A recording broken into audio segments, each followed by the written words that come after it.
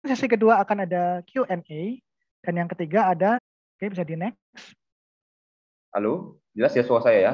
Jelas, sedangkan kalau dia yang di belakang itu berbatasan dengan si vertebra torakal. Ya, vertebra torakal. Oke. Vertebra torakal itu ada berapa? Ya, vertebra torakal 1 sampai 12 ya. Kalau di atasnya apa, Kak? Di atasnya cervicalis ya. Di bawahnya apa? Itu si lumbalis seperti itu. Ya, itu dia batas-batasnya. Oke, jadi letaknya dia itu di mediastinum, samping depan dia dibatasi sama si sternum, samping kiri ada si costa, di belakang ada si vertebra. Ya, costa itu ada dua tipenya. Ya, ini apa aja ya, nice to know saja. Ya, costa itu ada dua tipenya. Tipe 1 itu costa tipikal, tipe 2 itu costa atipikal. Ya, tipikal itu apa, Kak? Dia punya korpus, dia punya kolum, dia punya tuberositas, dia punya sulcus. Itu artinya. Kalau dia atipikal, artinya dia tidak punya itu. Contohnya apa, Kak? Costa 1, costa 2, sama costa 11, 12. Ya. Costa 11, 12 itu costa melayang, atau nama medisnya fluctuantes. Nah, ya, itu apanya? Tambahannya. Oke. Karena kalau kita belajar jantung, kita harus belajar paru juga, ya. Itu dua hal yang nggak bisa dipisahkan sebetulnya. Nanti mungkin kedepannya kalau kita ada buka kelas apa seperti ini, jantung dan paru itu disatukan. Karena mereka nggak bisa dipisahkan. Teman-teman pernah ikut Olimpiade, itu akan berhubungan dia antara si jantung dan si paru, ya. Oke, jadi nggak bisa disatukan dia, nggak bisa dipisahkan, maaf ya.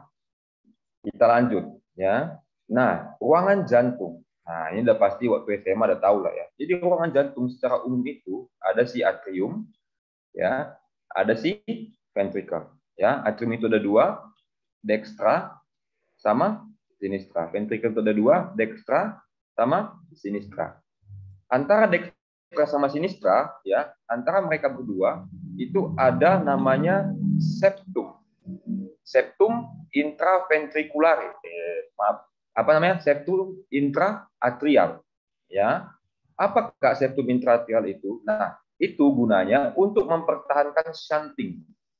Jadi kalau teman-teman tengok belajar kan, kok bisa cyanosis ya pasiennya? Berarti sudah ada mengarah, ada defek di situ, defek atau lubang yang menghubungkan mereka. Kalau ada lubang di sini, ya, campurlah darah si kotor sama si bersih. Jadi apa dia, Kak? Nanti terjadinya, Kak. Jadi cyanosis pasiennya, ya, cyanosis. Apalagi kalau nanti sudah ada masalah yang lebih berat. Apa, Kak, contohnya penyakitnya? Eisenmenger syndrome. Nah, coba catat nanti. Jadi dari sekarang teman-teman udah tahu apa itu penyakitnya. Eisenmenger syndrome, ya, sindrom. Ini Kakak chat ya di Eisenmenger syndrome. Tuh, Eisenmenger syndrome. Nah, jadi itu penyakit komplikasi dari penyakit jantung bawaan, Eisenmenger syndrome. Apa itu, Kak? Normalnya gini, kita jantung ini alirannya itu dari kanan ke kiri, tapi dia ada balik, jadi kiri ke kanan. Nah, itulah Eisenmenger syndrome. Itu udah pasti pasiennya meninggal, kecuali bisa ditransplantasi. Nah, di Indonesia pasti pasiennya itu meninggal. Kenapa? Karena kita nggak menganut sistem transplantasi. Ya, walaupun sekarang sudah disahkan sama MU hukum kita, dan juga secara agama sudah boleh untuk transplantasi. Tapi kita nggak kayak di Korea. Siapa yang mau jadi donornya? Nah, ya kan? Siapa yang mau jadi donornya? Kalau di sana kan ada kan, dia sudah ada kartu donor tuh namanya. Kita belum ada, tapi kita akan menuju ke situ. Ya, oke. Nah, kemudian apalagi ya yang kita pelajari di sini ya. Ya, kita sama-sama belajar ya. Nah, jadi di atrium itu ya, atrium kiri, atrium kanan. Atrium kanan itu tempat si pacemaker, namanya si S anode. Nah, jadi kita berkontraksi itu Tuhan kasih pacemaker, itu pemicunya supaya berkontraksi. Itu bekerja involunteer, ya, artinya di bawah kesadaran kita. Kan kamu nggak bisa kan, tolong dong berdetak, detak, detak, nggak gitu juga, ya. Nanti kita pelajari bagaimana caranya, oke? Kemudian apa lagi, Kak, yang penting, Kak, di sini kami dari ventricle. Ventricle itu, tengok ini. ventrikel kanan itu lebih tipis daripada ventrikel kiri. Kenapa, Kak? Karena ventrikel kiri itu fungsinya memompa ke seluruh tubuh. Catat, memompa ke seluruh tubuh. Ya. Kemudian dia punya otot. Apa nama ototnya, Kak, di sini? Trabecula. Catat ya. Trabecula. C ya. Trabecula carneae. Nah, Trabecula carneae namanya. Ya. Berarti, Kak, di yang kanan nggak punya otot, Kak? Punya trabecula carneae juga dia, ya. Kakak tulis itu. Trabecula carneae. Nah, tuh. Tapi dia lebih sedikit komposisinya. Nangkap ya? Nah, lebih sedikit dia komposisinya. Oke. Nah, kemudian di sini apa yang kita pelajari lagi? Ada katup, ya, ada katup. Katup itu pun ada dua secara umum. Apa, yo? Apa ada yang tahu? Semilunaris, ya. Ini kayaknya agak masalah kayaknya apa kata kursor kakak. Kakak cek aja ya. Semilunaris, ya, dan atrioventricular. Ventricular. Apakah masalah jaringan? Aku juga nggak tahu sih. Mudah-mudahan kena jelek kali jaringan hujan kayak ini. Semilunaris dan atrioventricular, ya. Semilunaris itu apa, Kak? Ada dua lagi. Semilunaris itu ada dua, ya. Apa itu, Kak? Yang pertama itu si aorta dan pulmonal. Jadi ada katup aorta dan pulmonal namanya. Oke, pelan-pelan ya. Pelan-pelan. Nggak perlu jauh-jauh kali. Kalau teman-teman mau jadi ahli kardiologi, boleh. Ya, tapi teman-teman step by step. Ya. Kalau dia atrioventricular, itu apakah? Ada dua. Ya. Apa namanya? Tricuspid dan mitral. Mitral itu nama lainnya bicuspid. Ya, ayo kita akan belajar lipetnya, ya. Apa itu lipet, Kak? Lipet itu artinya bentar ya, kita akan coba gambar ini. Mudah-mudahan gambar saya bagus ya dan teman-teman mengerti. Oke, kita coba gambar ya. Jadi, ini katup. Ya. Ada kan kayak teman-teman kayak bentuk Mercedes ya, Kak. Ya, kayak bentuk Mercedes. Teman-teman juga kan.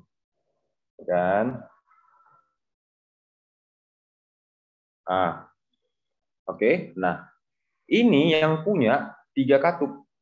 Si aorta, pulmonal, sama si tricuspid. Dia punya livet. Ini adalah livet namanya. Ini livet. Atau nama lainnya cuspis.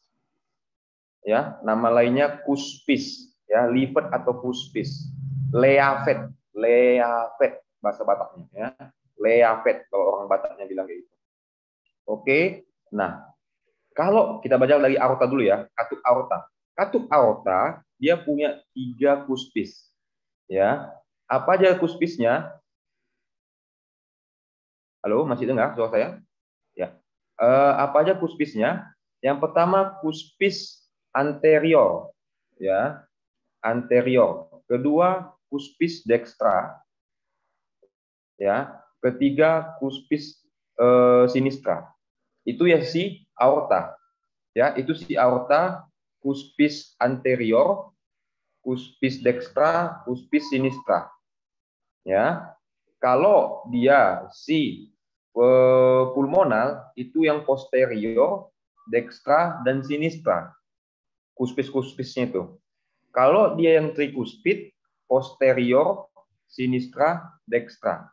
Kalau dia mitral atau bikuspid, B2, dia cuma punya anterior sama posterior saja gitu. Ya. Jadi beda dia, oke? Nah, kita lanjut ya.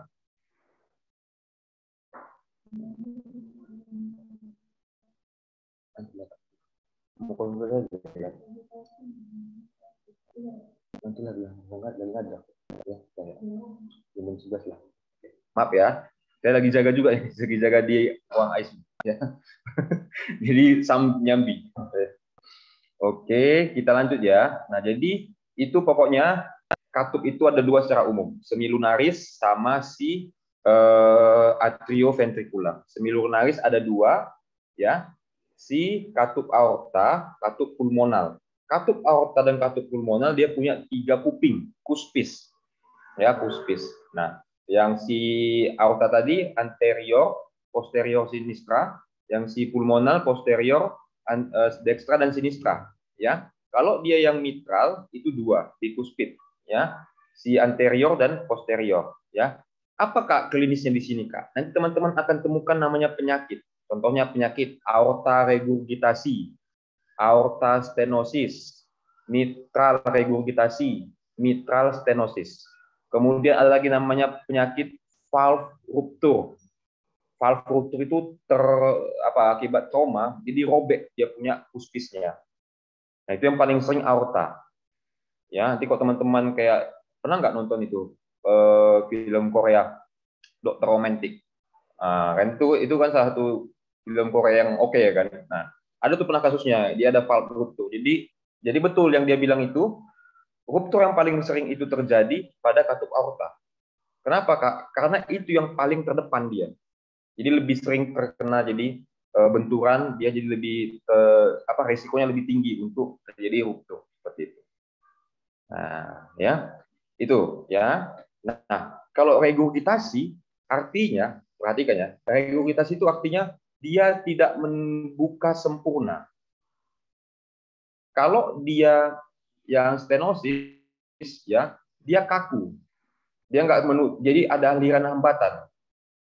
Nangkap ya, stenosis mitral nanti. Stenosis mitral itu artinya adanya aliran darah yang dari si atrium kiri ke atrium kanan, ventricle kiri. Akibat itu tadi stenosis dia menutup kayak gini. Kalau regurgitasi dia membukanya nggak bagus. Regurgitasi dia kayak nggak ini sih, nggak baik gitulah dia. Ya, jadi itu dia perbedaannya. Oke.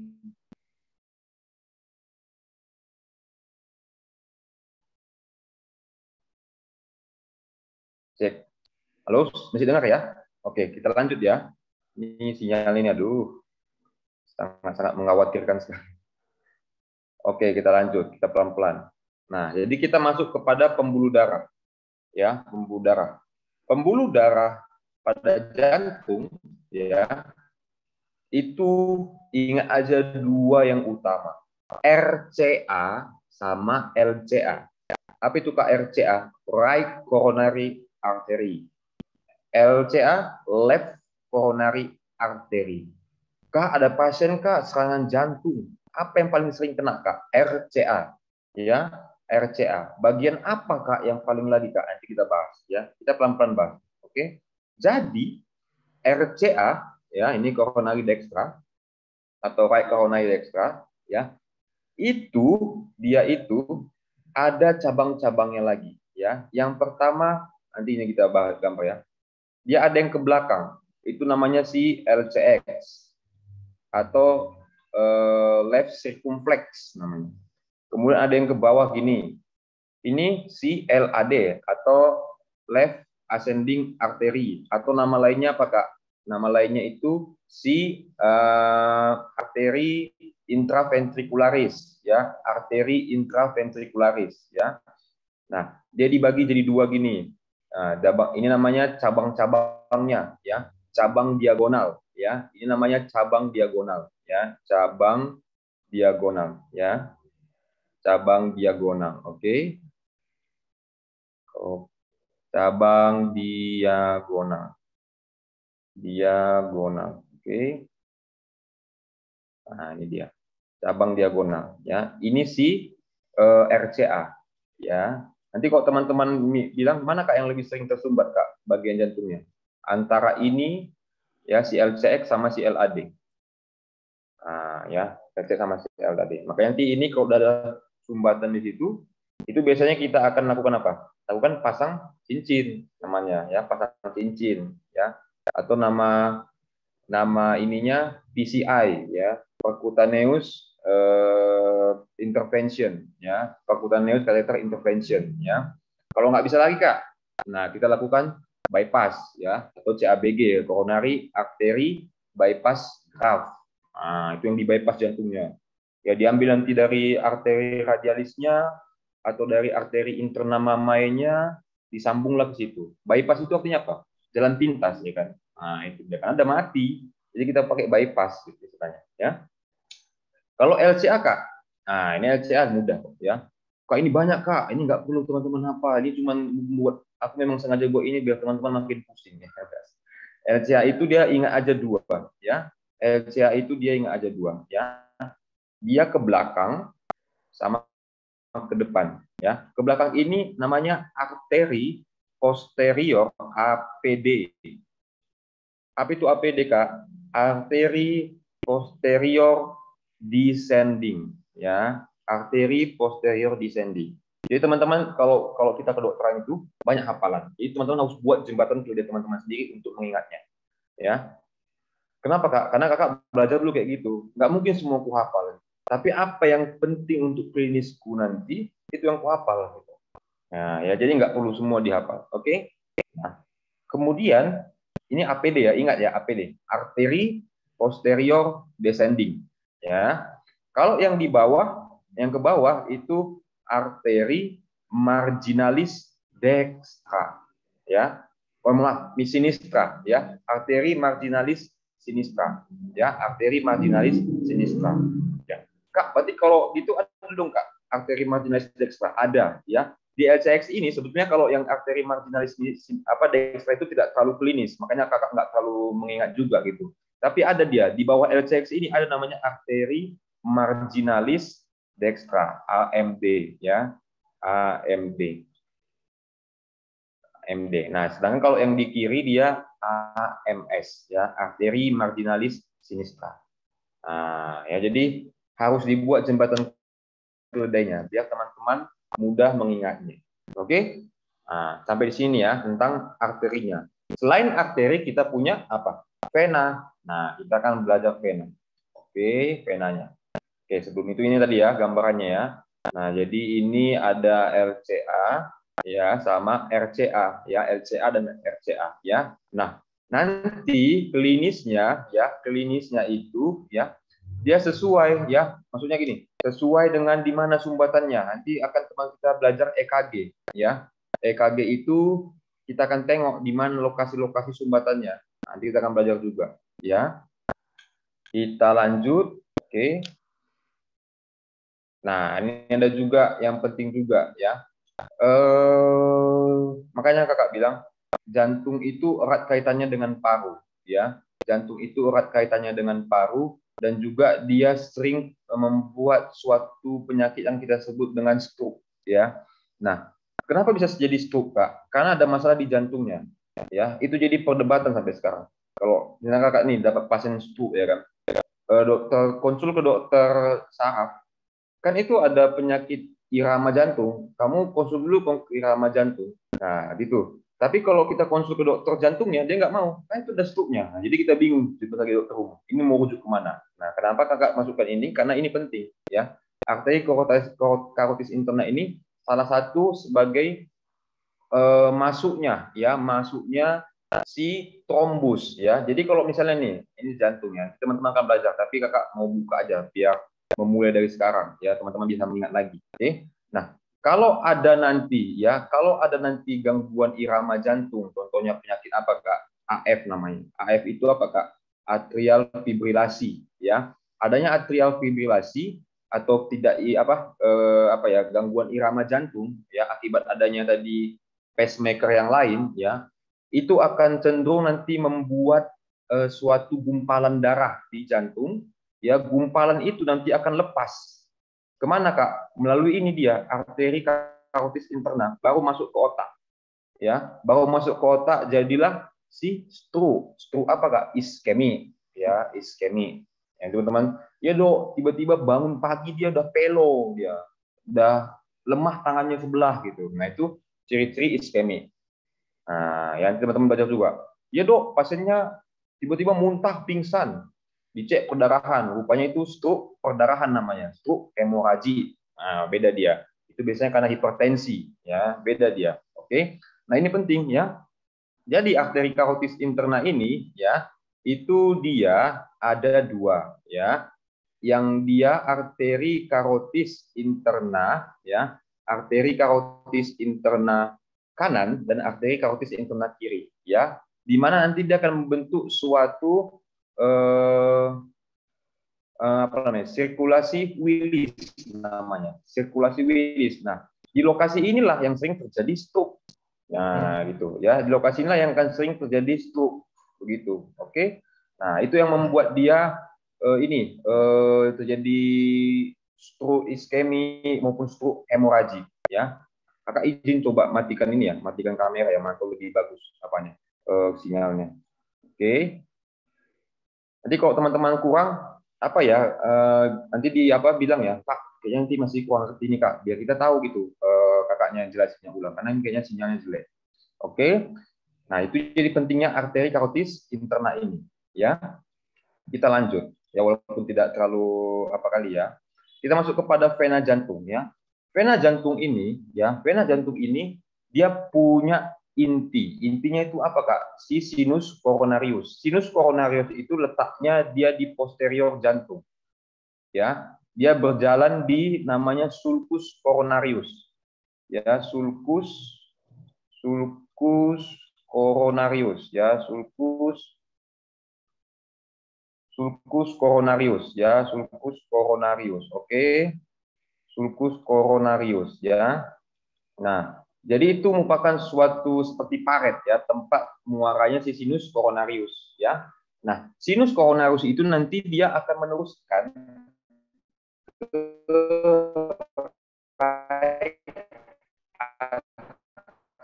atrium. Nah, ya, right atrium. Dia kan muara bilang intinya. Berarti ada dong Kak, pena-pena lainnya ada. Ini teman-teman mudah kok ngapal, ya. Ada namanya vena cordis magna, vena cordis parva, vena marginalis sinistra. Sama satu lagi nanti vena cordis media, PCM, ya, vena cordis media. Sama satu lagi vena intervensi, mudah mengingatnya itu, ya. Oke, kita ulangi ya. Nah, jadi yang mudahnya itu mengingatnya, cabang-cabang dari sinus coronariusnya itu, ya, adalah si tiga ini aja teman-teman perlu ingat. Si vena cordis magna, vena cordis parva, vena cordis sinistra. Ya, vena cordis magna, vena cordis parva, vena cordis media, media, ya. Kemudian kalau yang mau teman-teman tambahin seperti vena marginalis sinistra boleh lah, ya. Tapi kalau kakak pribadi tiga itu aja kakak intinya kakak ini kakak utamakan. Vena cordis magna, parva, media. Coba sama-sama kita apa ya? Magna, parva, media. Magna, parva, media. Magna, parva, media. Ya, nanti diulang lagi ya di rumah ya. Ini slide yang dikasih kan kakak ya. Dikasih ke teman-teman, teman-teman ulang lagi. Erlangga segala macam. Intinya saja, ya. Ke sinus coronarius. Dari sinus coronarius dia bermuara ke right atrium. Nah, ya, right atrium. Oke, itu dia intinya. Ya, kita lanjut. Jadi intinya vena utamanya apa Kak? Sinus coronarius. Apa cabang-cabangnya Kak? Vena cardia magna, vena cardia parva, vena cardia media. Itu aja ingat tiga itu udah jago, ya. Semuanya bermuara kemana Kak? Ke right atrium. Udah itu aja. Kak, ada nggak penyakit vena Kak pada jantung? Nggak ada, jarang. Kak. Kenapa? Karena yang paling bermasalah itu di pembuluh darah arterinya biasanya. Ya, terjadi iskemia, ya iskemia utamanya, ya iskemia karena ketidakseimbangan antara O2 demand dan O2 supply. Makanya bisa terjadi serangan jantung. Kalau orang awam bilang, oh angin duduk, ya kan? Mana angin duduk ya? Bahwa kali ini aku dengar ada bisa angin duduk, ya kan? Padahal angin itu adalah suatu hal yang tidak nyata sebetulnya, tapi bisa ada angin duduk. Itulah istilah mereka. Kalau kita bilang apakah penyakitnya Kak? Angina pectoris. Nah, itu dia artinya ya, angina pectoris. Oke. Kita lanjut ya. Nah, ini tadi vena cordis minima, vena ventricular itu teman-teman hafal juga. Oke, tapi kakak akan fokus ketiga itu aja. Vena cordis magna, vena, ya, kita fokusnya ketiga. Vena cordis magna, vena cordis parva,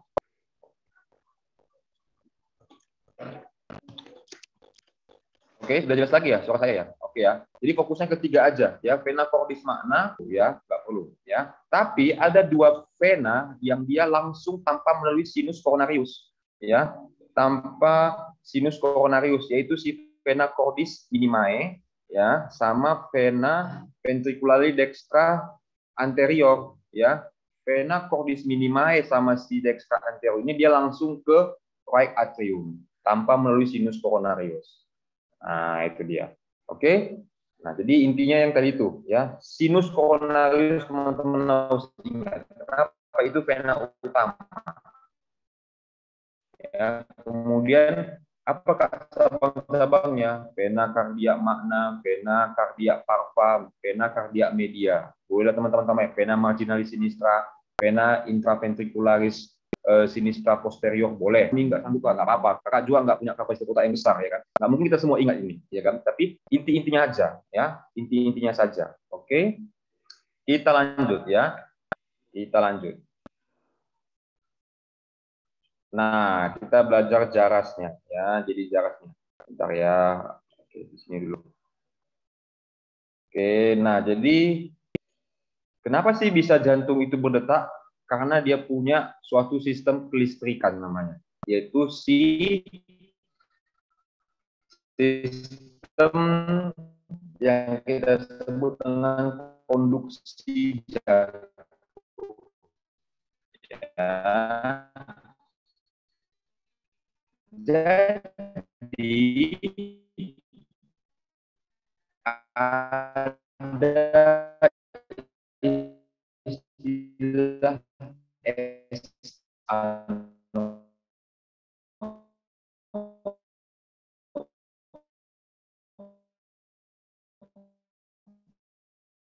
Oke, teman-teman Umabadi sekalian sambil nunggu dokter Abed dulu ya, karena sepertinya masih terjadi kendala sinyal. Mohon ditunggu sebentar ya. Terima kasih.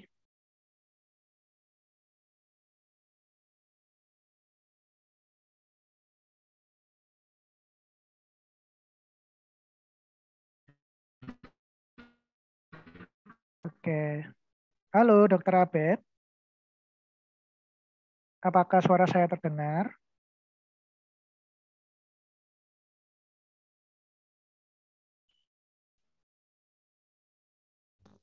Oke. Halo. Ya, sebentar ya.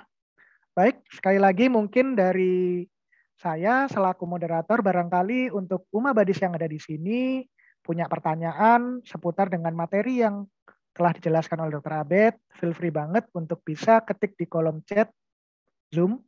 Dan nantinya ketika Dr. Abed menyelesaikan untuk webinarnya akan ada sesi Q&A nih. Baik, apakah Dr. Abed sudah terhubung kembali? Oke, sudah jelas, Dok? Oke, jelas sekali dokter. Silakan dilanjutkan Oke, ya. dokter. Oke, kita lanjut ya. Kita belajar sistem konduksi jantung ya. Jadi di tubuh kita itu ya, Tuhan sudah menciptakan ada namanya SA node. SA node itu merupakan pacemaker namanya. Ya, atau pacemaker itu artinya pemicu ya, pemicu untuk bisa jantung itu berkontraksi, kira-kira begitu ya. Berarti kan ada dong Kak, false pacemaker atau pseudo pacemaker, ada ya. Itu nanti jadi pembuat gangguan irama pada jantung. Nanti ada irama pacemaker yang muncul di atrium ya, atrium. Nah, kan nggak mungkin kan dalam satu kapal itu ada 5 kapten, kira-kira kayak gitu. Nah ini akan membuat antrean konduksi ke AV node ya, ke AV node. Nah, sehingga AV node-nya bingung gitu kan, sehingga aliran yang dihasilkan itu banyak, makanya nanti gerakan jantungnya itu nggak normal gitu ya, kontraksinya itu tak normal ya, kontraksinya itu tak normal ya. Makanya ketika nanti itu ada terjadi, nah itulah satu penyakit yang kita sebut dengan atrial fibrilasi atau atrial flutter namanya. Ya, atrial fibrilasi atau atrial flutter. Bedanya apakah dari EKG-nya nanti? Ya, EKG-nya nanti teman-teman akan belajar lagi. Oke. Tapi intinya kalau atrial fibrilasi dan atrial flutter itu, atrial fibrilasi itu terlalu banyak dia punya pseudo pacemaker. Sedangkan kalau atrial flutter mungkin cuma 5 lah ya. Jadi dia lebih teratur dia biasanya. Lebih agak sedikit teratur lah membedakannya nanti ya. Kemudian ya kita akan belajar jarasnya ya. SA node ya, S anode itu akan memberikan impuls kiri dan juga dia akan meneruskannya ke si AV node ya. Di AV node ya, sebelum masuk kepada si right bundle branch dan juga left bundle branch, dia diperlambat di sini. Kenapa? Supaya jangan terlalu gede dia masuk ke sini ya. Ya, supaya jangan terlalu gede dia ya, supaya jangan terlalu, makanya dia kalau di AV node itu diperlambat dia istilahnya ya. Baru dia masuk ke left bundle branch dan right bundle branch. Nah, di situ nanti ada penyakitnya di left bundle branch sama right bundle branch. Apa Kak nama penyakitnya? RBBB, LBBB. Apa itu Kak? Left bundle branch block. Tinggal tambahkan aja bloknya di sini.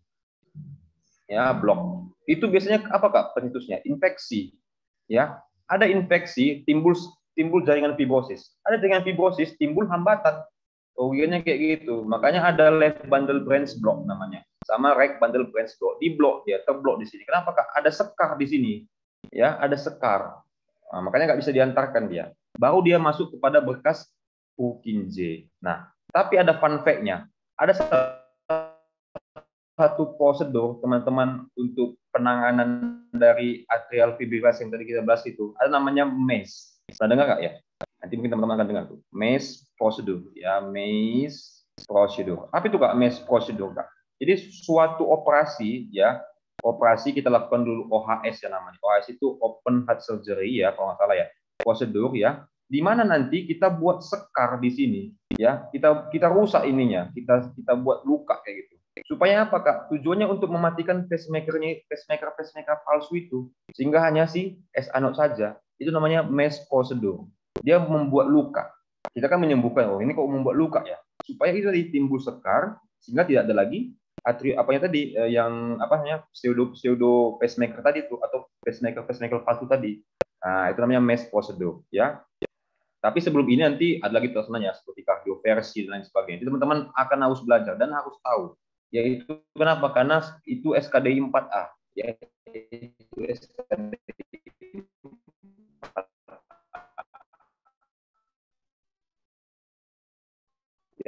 Harus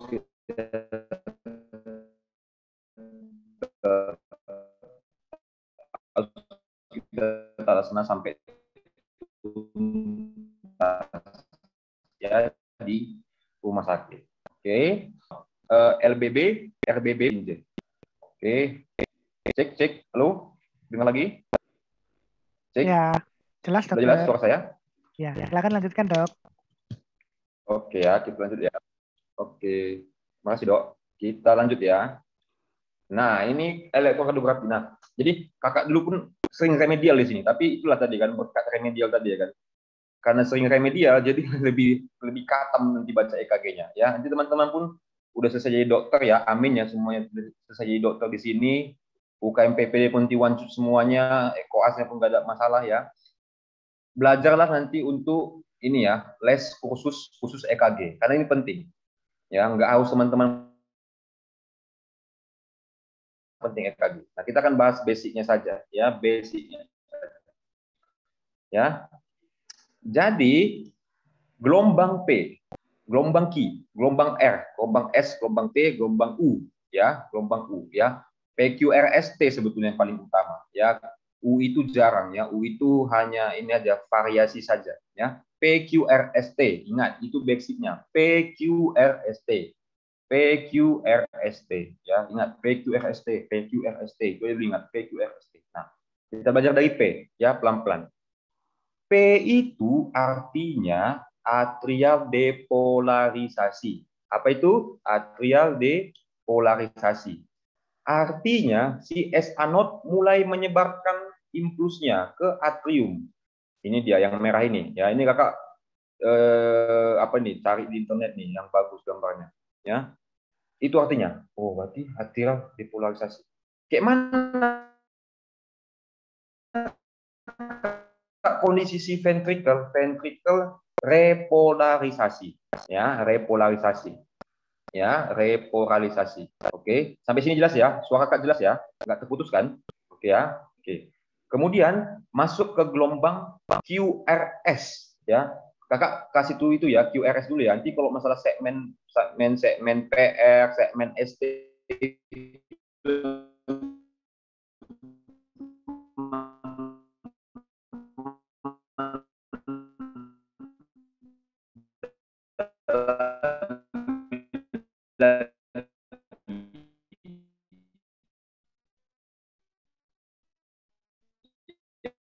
Oke.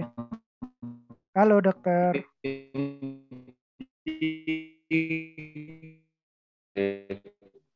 Oke.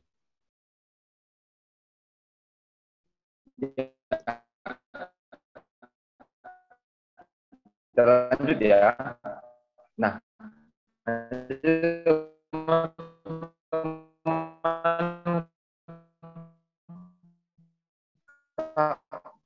buat dulu Kak segmen.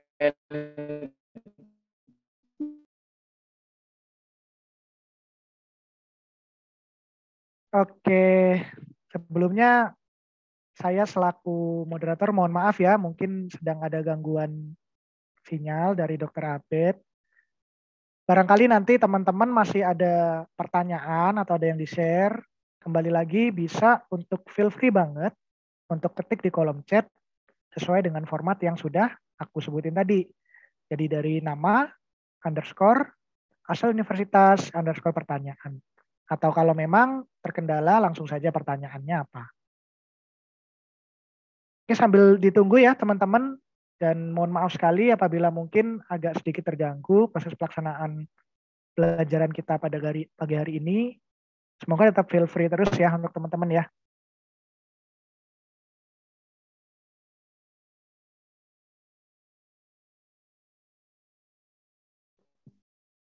Oke, halo. Oke, kita lanjut lagi ya. Ya, Oke. silakan dokter. Sinyalnya membuat gondok juga gitu. Mengganggu proses. Iya, nggak apa-apa dokter. Silakan lanjutkan dokter.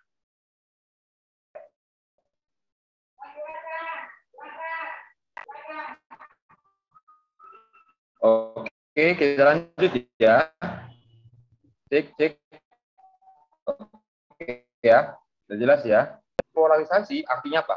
Artinya si impuls dari S ano itu udah masuk ke left bundle branch sama right bundle branch dan juga Purkinje.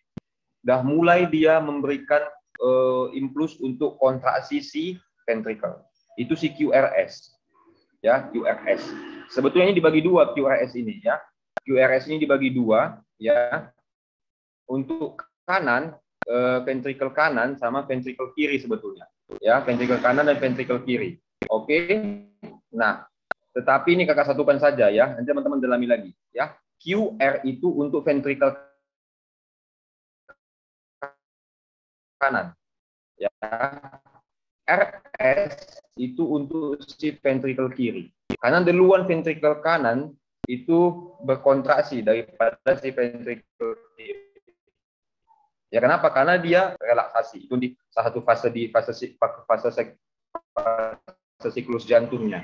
Oke, polarisasi ya. Ventricular repolarisasi ini artinya si ventricle sudah selesai dikasih impuls dan dia relaksasi. Itu yang repolarisasi. Ya, repolarisasi itu artinya dia sudah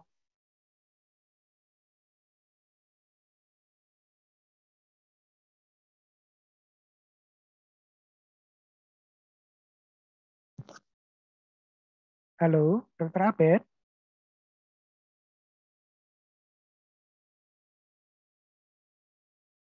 Oke, mungkin kita tunggu ya untuk Uma Badis. Sepertinya masih terkendala jaringan lagi.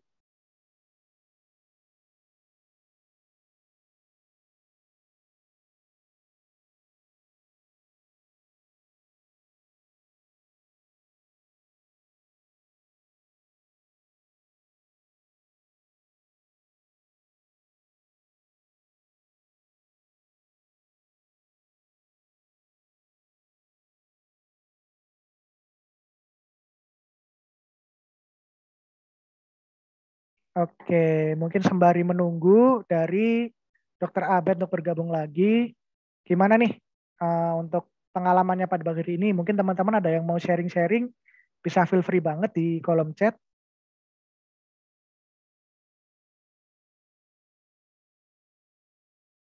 Karena mungkin ini masih baru kelas keempat ya dari Medimed sendiri, Medicademy sendiri, sehingga nantinya mungkin akan ada kelas-kelas selanjutnya yang akan menunjang dari pembelajaran teman-teman dari Fakultas Kedokteran.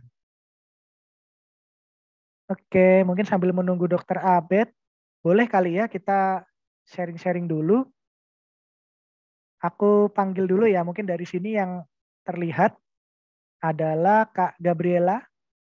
Halo Kak Gabriela, apakah suara saya terdengar?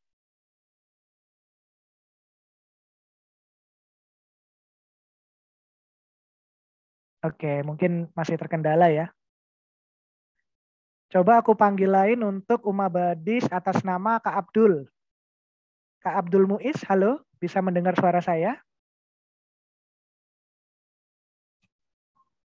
Iya Kak, bisa Oke, dengar.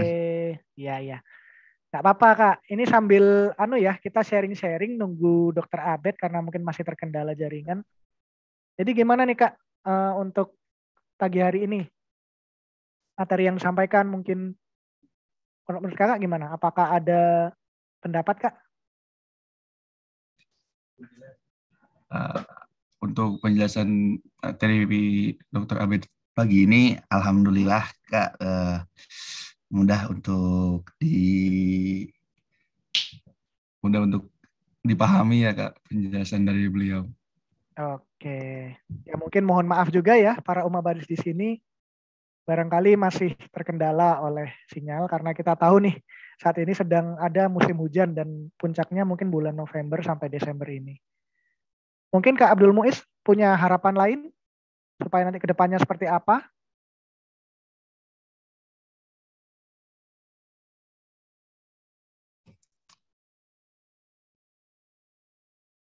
Ya, silakan Kak Abdul sambil menunggu Dokter Abed masuk.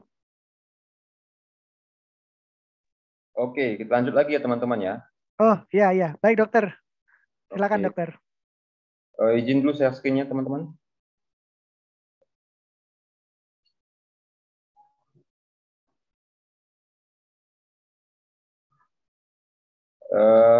Izin share screen, nggak bisa di share screen nih. Hot disable participants screen share. Ya, silakan dokter. Sudah saya buka share screen-nya. Oke, siap. Oke. Maaf ya teman-teman ya, ini di out of the box nih. Ini, aduh jelek sekali. Karena di Medan itu wali kota kami Pak Bobi ya, menantunya Pak Jokowi itu lagi pusing dia karena sebulan ini tiap malam hujan terus banjir di sini mana-mana mati lampu. Waduh, jadi jelek sekali sebenarnya. Oke ya, kita mulai ya. Kita lanjut lagi ya. Kita ulangi lagi deh. Kita ulangi ya. Jadi tadi si atrial depolarisasi artinya si impuls dari S anode itu dia ke si atrium. Artinya apa? Atrium mulai kontraksi. Oke, itu intinya. Ya. Kemudian si QRS ini artinya ventricular depolarisasi. Berarti si ventricle mulai kontraksi. Itu intinya. Ya. Dia dibagi dua.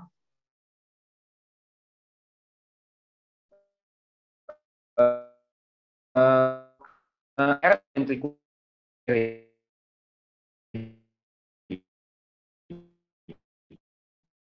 kalau di S ini ada dia sebetulnya gelombang yang tidak. Ini fun fact aja sih, fun fact. Yaitu si atrial repolarisasi.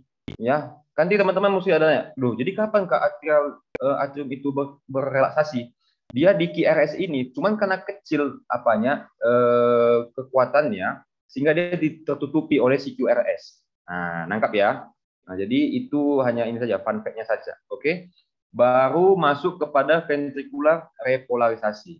Ya, ventricular repolarisasi ini artinya si ventricle itu sudah tidak berkontraksi lagi, dia sudah mau relaksasi dan persiapan masuk kemana? Persiapan masuk ke si atrial depolarisasi lagi. Nah, itu dia. Ya, itu dia artinya. Jadi persiapan dia. Oke, nah ada normal heartbeat atau normal beating ya, atau ada juga fast heartbeat ya, ada slow heartbeat sama irregular heartbeat. Nah, Kalau kita sebut normal heartbeat ya normal ECG nanti gambarnya di EKG. Kalau fast heartbeat, nah berarti apa masalahnya Kak? Heartbeatnya itu kenapa bisa banyak atau bisa cepat? Karena masalah ventrikulnya cepat berkontraksi. Itu bisa karena apa Kak? Bisa karena dia takut, fear, atau misalnya dia karena itu hal yang normal ya ketakutannya. Kalau yang nggak abnormalnya contohnya apa Kak? Karena dia ada atrial fibrilasi. Apalagi Kak, ada namanya penyakit SVT. Apa itu Kak? Supraventricular tachycardia. Apalagi Kak namanya Kak? Ventricular tachycardia. Nah, itu semua artinya ini ya. Artinya itu fast heartbeat. EKG-nya itu nanti di atas 100 ya, di atas 100 ventricular rate-nya ya atau heart rate-nya ya. Normalnya heart rate berapa Kak? Ada yang tahu? Heart rate normalnya itu adalah 60 sampai 100 ya. 60 sampai 100. Di bawah itu kita sebut dengan slow heartbeat di bawah 60. Ada Kak fisiologis? Ada. Jadi ada pernah Kakak temukan kawan Kakak, dia pemain bola tuh, atlet tuh. Nah, atlet itu biasanya dia slow heartbeat kalau dia dalam keadaan istirahat. Nah, jadi dia laju ventrikelnya itu atau laju atletnya itu dia di bawah 60 biasanya. Itu kan normal Kak, normal kalau pada atlet. Ya. Oke, nah baru ada irregular heartbeat. Nah, irregular heartbeat ini nanti contohnya itu penyakitnya seperti nanti kan teman-teman temukan torsade de points atau torsade poang kita bilangnya. Nah, itu salah satu penyakit irregular heartbeat. Nah, semuanya itu masalah di sistem konduksi. Oke, nah itu dia. Oke, sampai sini jelas ya, clear ya suara Abang ya. Oke, kita lanjut ya ke yang berikutnya. Nah, ini dia basicnya ya. Jadi kalau teman-teman melihat EKG itu nanti dia ada lead 1, lead 2, lead 3, lead AVF, lead AVL, V1, V2, V3, V4, V5, V6. Nah, kita menentukan mereka itu ya, bermasalah ya, itu harus dengan lead yang berpasangan. Oh, Kak, ada Kak ST elevasi Kak, ini miokard infark dong. Tapi cuma satu lead. Nah, itu nggak bisa dibilang bermasalah. Nah, ngerti ya? Jadi dia harus yang berpasang-pasangan. Nah, ya. Contohnya kayak misalnya nih ada nanti kita temukan ST elevasi ya. ST elevasi itu tadi yang ini. Ya, ini kan dia ada segmen ST nih. Ya, ini segmen ST. Ini S kan? Ini si T. Nah, segmennya itu di ujung-ujungnya nih. Nah, ini dia terangkat. Itu namanya elevasi. Jadi kayak gini dia, gitu. Nah, itu tanda-tanda dari adanya miokard infark atau mati sel jantungnya. Miokard infark itu artinya itu ya, miokard infark, infark paru pada emboli paru. Nah, itu kan artinya mati dia mati jaringannya. Kenapa? Karena nggak dapat makan gitu kira-kira. Yang nggak dapat makan dia, karena iskemik pembuluh darahnya. Nah, itu kira-kira mudahnya. Oke. Nah, adakah ST elevasi Kak? Terus dokternya tanya, di mana kamu temukan? Di lead V1 dok. Nah, kan cuma di lead V1. V2-nya gimana? Nggak ada dok. Nah, itu berarti itu varian normal saja. Ya, nangkap ya. Nah, dia harus berpasangan. Contohnya, di yang paling sering ya, di right coronary artery kayak kakak bilang tadi. Ini paling sering. Ya, right coronary artery. Kakak juga nggak tahu kenapa paling sering di sini terjadi. Itu harus teman-teman dapatkan ST elevasi di lead 2, 3, sama AVF. Nah, ini harus dihafal. Mulai sekarang ini kan nanti slide-nya dikasih. Teman-teman hafal lah ini. Ya, mulai dihafal. Oh, V1 kaunya V2, V3 kaunya V4, 2, 3 AVF ya. 1 AVL, V5, V6 itu yang ini ya, harus dihafal. Tapi ada juga nanti ya ST elevasi ya di semua lead. Di semua lead dia Kak ST elevasi Kak. Nah, itu ada satu penyakit namanya perikarditis ya, ingat itu perikarditis ya, peradangan pada jantung dia di lapisan perikardiumnya, perikarditis. Nah, itu kita sebut nanti gambaran khasnya itu dia ST elevasi di semua lead 1, lead 2, lead 3, lead 4 semuanya ST elevasi. Wah, ini Kak infark di semuanya Kak, bukan ya, ini peradangan ya, beda dia, nanti ada demam dan sebagainya ya. Nah, ini teman-teman catat juga ya. Nanti pasti ini teman-teman kan akan hadapi UKM PPD kan nanti. Masih lamanya Kak, aman ya itu Kak ya kan. Enggak, dari sekarang harus dipersiapin teman-teman ya. Perikarditis ini salah satu penyakit yang sering nanti masuk. Kakak dalam suka tahu Ya mungkin itu teman-teman nggak dapat kan sama dokternya kayak ini. Khasnya itu apa, Kak? Khasnya itu ST elevasi. Catat ya, ST elevasi di semua lid. Ya, ST elevasi di semua lid. Ya, ST elevasi di semua lid. Semuanya. Ini Kak buat semuanya ya. Semua lid. Semua lid. Kayaknya lebih baik ya sinyalnya ya. Ini Kakak pakai WiFi.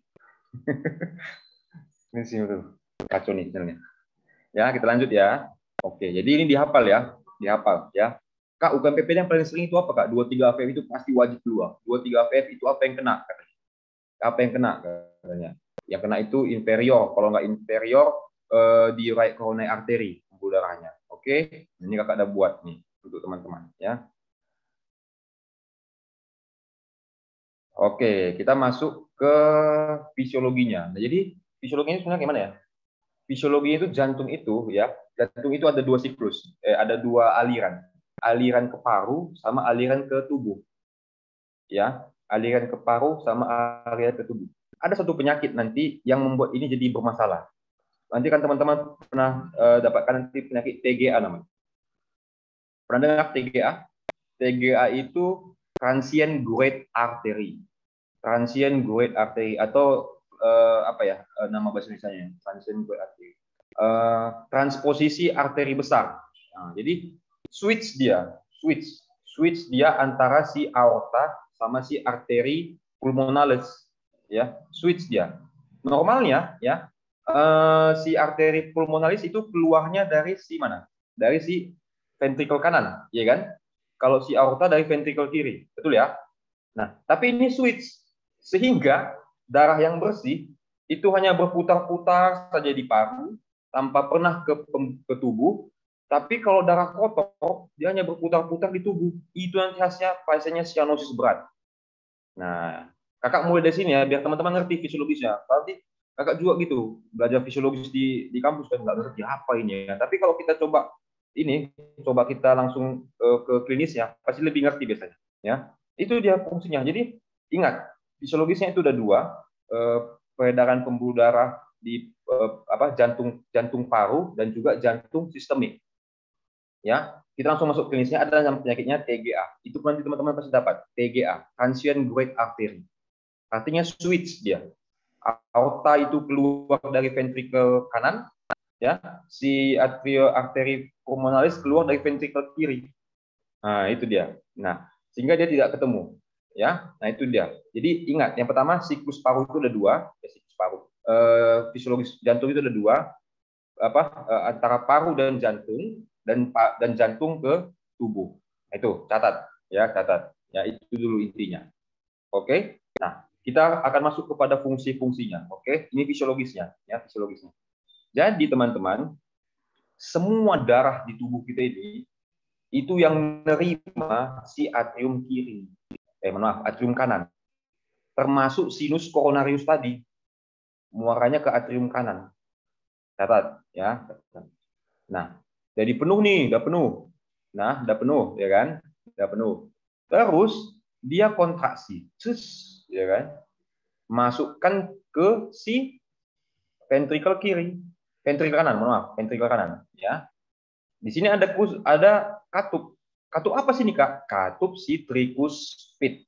Ya, jadi antara atrium kanan dengan ventricle kanan itu apa nama katupnya? Katup tricuspid. Ingat, katup tricuspid, katup tricuspid, katup tricuspid. Ya, terus enggak lu ngajarin gitu. Ingat ya. Jadi biar diulang-ulang jadi ingat. Ya, lebih ini dia, lebih baik. Oke, nah kemudian habis dia dari ventricle kanan nih, kemana dia, Kak? Dia masuk kepada arteri pulmonal. Nah, fun fact-nya, ya, fun fact-nya, yang membawa arteri atau vena? Yang membawa arteri, ya.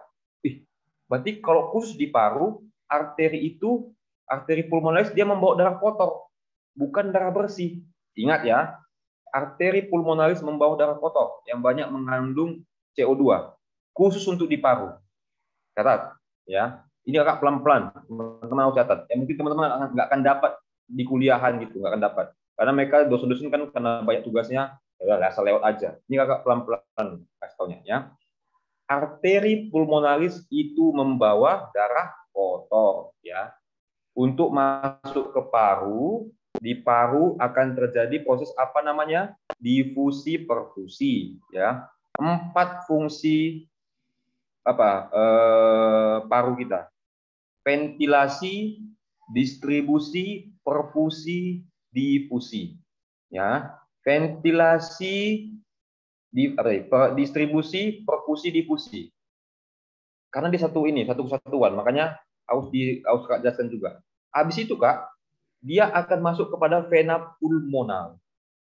Ya, vena pulmonal. Ya, nanti ada alveoli masuk nanti ya kecil-kecil lah. Ini kalau langsung yang besarnya aja. Vena pulmonal berarti membawa apa? Darah bersih, ya. Darah bersih ya, bukan darah suci ya, darah bersih ya, darah bersih. Darah bersih dibawanya masuk kemana Kak? Ke atrium kiri. Nah, atrium kiri masuk melalui mitral katup mitral valve ke ventricle kiri. Dari ventricle kiri tembaklah ke aorta ke seluruh tubuh. Nah, itu fisiologisnya. Nangkap ya? Kita ulangi ya, kita ulangi. Dari atrium kanan diterima nih darah kotor ya kan, darah kotor ya kan, penuh dosa ya kan, penuh dosa diterima semua ya kan, kira-kira gitu ya kan. Baru masuk dia ke ventricle kanan yang penuh dosa tadi ya kan. Baru dia masuk ke si arteri pulmonalis. Ingat ya, arteri pulmonalis hanya di situ saja ya. Baru dia disucikan di paru ya kan. Ya, itu lebih mudah ya kan. Disucikan di paru ya kan. Nah, dan suci dia dibawa dari si vena pulmonalis, baru masuk kepada atrium kanan, baru masuk kepada ventricle kanan, ventricle kiri, ya, ventricle atrium kiri ke ventricle kiri, baru ke seluruh tubuh.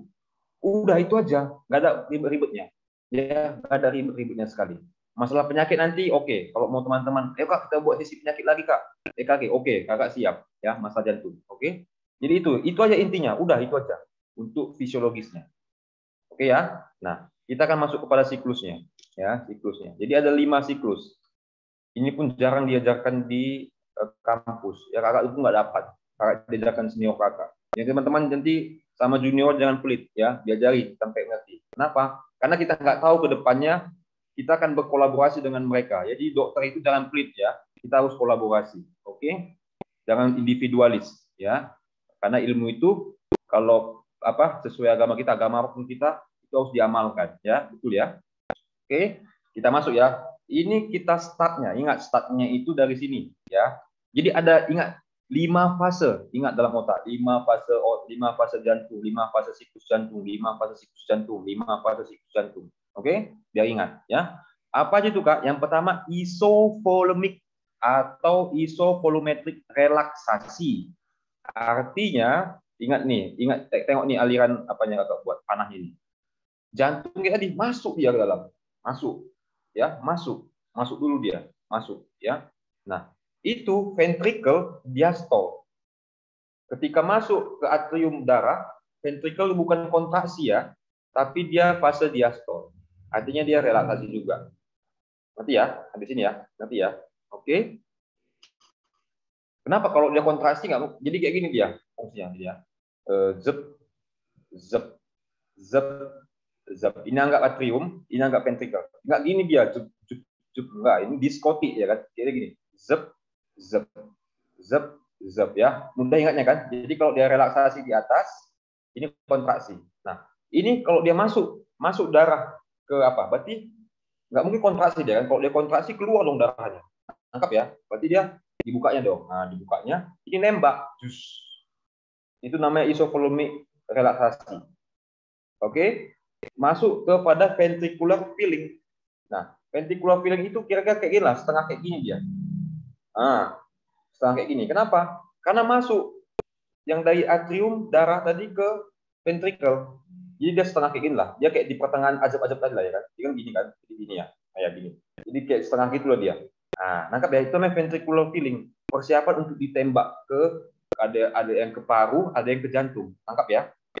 Ya, nggak mungkin, dia bukan gini. Jangan pikir teman-teman ventricle kanan dulu yang berkontraksi, ventricle kiri dulu. Memang ventricle kanan dulu, secara umum ya, ventricle kanan dulu yang nembak dia. Secara sepersekian-sekian detik, ya, sepersekian-sekian detik. Tapi dia sebenarnya bersamaannya kontraksinya. Nangkap ya? Itu namanya ventricular filling. Namanya dia basic ventricular filling. Berarti kan diisi ventricularnya. Mudah kan? Ventricular filling. Ya. Baru setelah ventricular filling, atrial kontraksi. Kan gini deh, zut lagi gini. Kan udah penuh ini. Nangkap kan?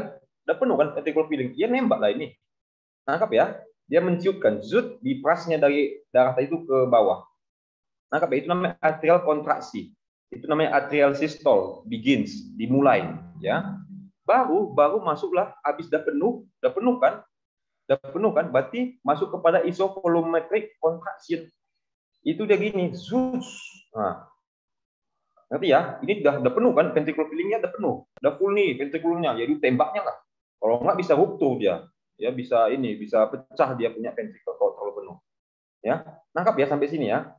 Kemudian baru masuk kepada ventricular contraction tadi udah ya. Itu tadi udah bersamaan dia dengan isovolumetric contraction. Baru masuk kepada ventricular ejection ya. Ventricular ejection itu dia mulai ventricular ejection itu dia menembak sebenarnya. Daya tembaknya. Makanya nanti kalau kita pemeriksaan ekokardiografi atau USG jantung itu kita mesti tengok ejection fraction-nya berapa. Kalau dia di bawah 50, kalau dia pada pasien asianotik, pada pasien penyakit jantung bawaan itu indikasi untuk dilakukan operasi. Nah, itu ditengok itu. Nanti operasi apa Kak? Operasi BT-shunt misalnya. BT-shunt itu kayak pada pasien TOF nanti. Itu ditengok. Ya, itu teman-teman akan pelajari. Ya, belajar jantung itu menarik kok. Jangan ditakuti. Kakak pun dulu takut kali jantung ya. Gimana ya? Tapi dah sering remedial sering. Jadi lebih paham ya, sampai sekarang pun masih diingat ya. Jadi ada 5 ya. Isovolumetric relaksasi, ventricular filling, atrial kontraksi ya, atrial kontraksi, kemudian masuk kepada ventricular contraction itu bersamaan sama isovolumetric contraction sama ventricular ejection. 5. Nangkap ya? 5 ya. Sebetulnya kalau isovolumetric contraction, ventricular contraction sama ventricular ejection itu bersamaan, disatukan dia. Sebenarnya ada 4, tapi lebih mudahnya dibagi jadi 5. 5 siklus 5 siklus fase jantung ya. Oke. Dimulai dari sama kalau ada EKG-nya ini kan dibuat 2 EKG-nya kan Kakak boleh EKG-nya. Dimulai dari gelombang P ya di sini ya, gelombang P kan, gelombang P atrial kontraksi ya kan kayak tadi atrial depolarisasi ya. Baru di sini QRS ya. QRS itu artinya ventricular ventricular kontraksi. Itu aja sih intinya. Ya kalau di sini itu gelombang T. Di sini gelombang T. Artinya persiapan untuk atrial depolarisasi. Kan diisi dia di sini. Ya kan diisi. Atau kita sering sebut ini atrial filling pun boleh lah ya, karena nggak ada sih atrial filling ya. Tapi kita sebutlah atrial filling di sini. Dia diisi. Atau kita sebut dengan isovolumetric relaksasi. Nah, itu dia namanya nama siklusnya. Oke, udah ngerti sampai di sini? Oke, udah ngerti lah ya. Kakak pelan-pelan di terakhir pelan-pelan ya. Oke, kita lanjut ya. Kita lanjut. Kita masuk kepada histologi. Histologi ini ya gimana ya? Hafalan saja ya. Hafalan saja ya, hafalan saja. Tapi Kakak mau tekankan teman-teman, ada histologi yang harus teman-teman tahu ya. Kenapa Kak? Karena ada berhubungan nanti dengan penyakit satu-satunya penyakit ya yang paling sering nanti teman-teman temui adalah endokarditis. Endokarditis. Nah, berarti peradangan pada jantung lapisan endokardium. Nah, ya. Terus ada nanti endokarditis tadi udah ya, perikarditis ya, perikarditis. Nah, miokarditis bisa Kak? Bisa. Nah, perikarditis. Berarti peradangan pada perikardium, ya kan? Satu lagi apa? Apa namanya? Miokarditis, ya, miokarditis. Nah, semuanya punya tanda khasnya. Nah, ya. Kok teman-teman ini Kak, ayo Kak kita belajar lagi Kak di penyakitnya. Teman-teman belajar dulu di kampus. Udah pusing nih Kak, nggak ngerti. Ke UMA Academy, ya, ke UMA Academy ya. Biar kita belajar nih. Ada triknya cara mengingatnya. Bahkan sampai sekarang pun kakak nggak akan pernah lupa. Nah, ya kan. Penasaran ya kan? Nanti ya. Nah, endokarditis, perikarditis, miokarditis. Nah, ini agak ribet ya. Kita akan belajar dikit ya. Jadi paling luar itu namanya itu si perikarditis. Perikardium ya, perikardium. Satu nama lainnya epikardium. Oh, apa itu Kak epikardium sama perikardium? Itu sama aja ya. Epikardium mau perikardium itu sama aja ya. Nah, Epikardium ini atau kita sebut dengan perikarditis ini, ya, itu dia punya dua lapis, ya. Apa lapisannya, Kak? Lapisan serosa. Kita buat sini serosa, ya, serosa dan apa? Fibrosa. Nah, mau lebih detail lagi, boleh. Fibrosa ini lebih dalam lagi ya. Fibrosa ini dia punya dua lapis lagi. Apa itu, Kak, lapisannya? Ada yang tahu? Parietal, ini kayak di pleura jadinya. Parietal sama visceral. Nah, ya parietal, buat pari aja ya, sama visceral, ya. Visceral. Ingat, ini bahasa medis. Visceral sama parietal itu harus di luar kepala artinya. Visceral itu artinya lapisan yang menempel ke organ. Parietal itu yang tidak menempel ke organ. Itu dimanapun nanti ada organ visceral. Apa ya organ visceral ya? Bingung ya kan? Apa ya organ visceral? Contohnya apa? Jantung, paru itu organ visceral. Ya, jangan bingung. Dia punya lapisan visceral artinya. Ya, visceral itu artinya yang menempel langsung ke paru, yang menempel langsung ke jantungnya. Ada lapisannya. Ya, berarti, Kak, antara parietal dan visceral ada sekat, Kak? Ada, ya, tapi nggak perlu lah, ya. Yang karena dia nggak terlalu nggak ada terlalu makna klinisnya juga nggak ada, ya, makna klinisnya. Jadi ada tiga ya, epikardium paling luar, miokardium yang paling tebal, ya, miokardium yang paling tebal, sama endokardium. Nah, ya, endokardium. Oke, ini dia. Oke, baru epikardium yang penting ada dua lapisan, serosa sama fibrosa. Fibrosa itu dia punya lapisan lagi, parietal sama visceral. Nah, mudah ya. Itu aja, Kak, cukup. Udah, itu aja cukup. Cukup, nggak perlu dalam-dalam kali. Ini segala macam. Kalau mau jadi ahli histologi boleh. Ya, tapi kalau untuk teman-teman punya cita-cita mau jadi dokter spesialis, semuanya di sini amin ya. Kita aminkan teman-teman jadi dokter spesialis semuanya. Boleh harus dilami ini, boleh. Oke, kita lanjut ya. Nah, ini dia endokardium, miokardium, epikardium ya. Endokardium itu dia itu punya dia gini-gini. Jadi kalau kita di masa, jadi kalau teman-teman genesis ya. Nanti kakak takut terlalu dalam. Organogenesis ya. Jadi organogenesis itu dia dibagi tiga ya, organogenesis.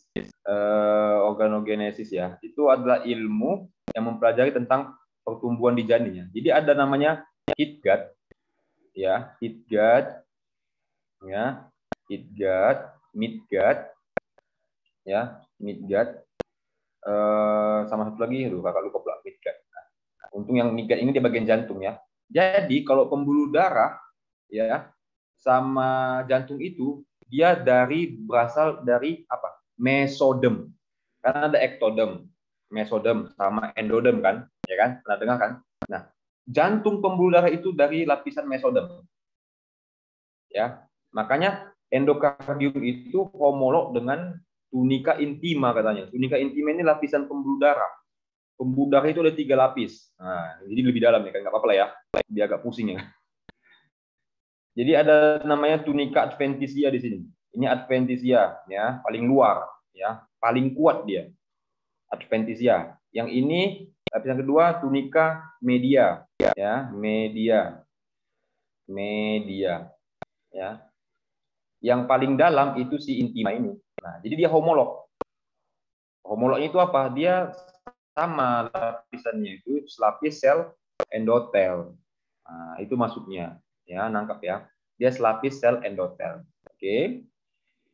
Endotel ini ada lagi fungsinya, Kak? Ada. Kalau teman-teman pusing udah, harus kita bahas ya. Endotel itu banyak fungsinya ya. Fungsinya penghasil nitrit oxide, pengatur dari sistem inflamasi, trombosis, trombolisis, banyak lagi ya. Nggak usah kita bahas ya. Nanti pusing ya. Miokardium. Miokardium itu otot, miosit. Ini aja miosit. Ya, miosit. Ya.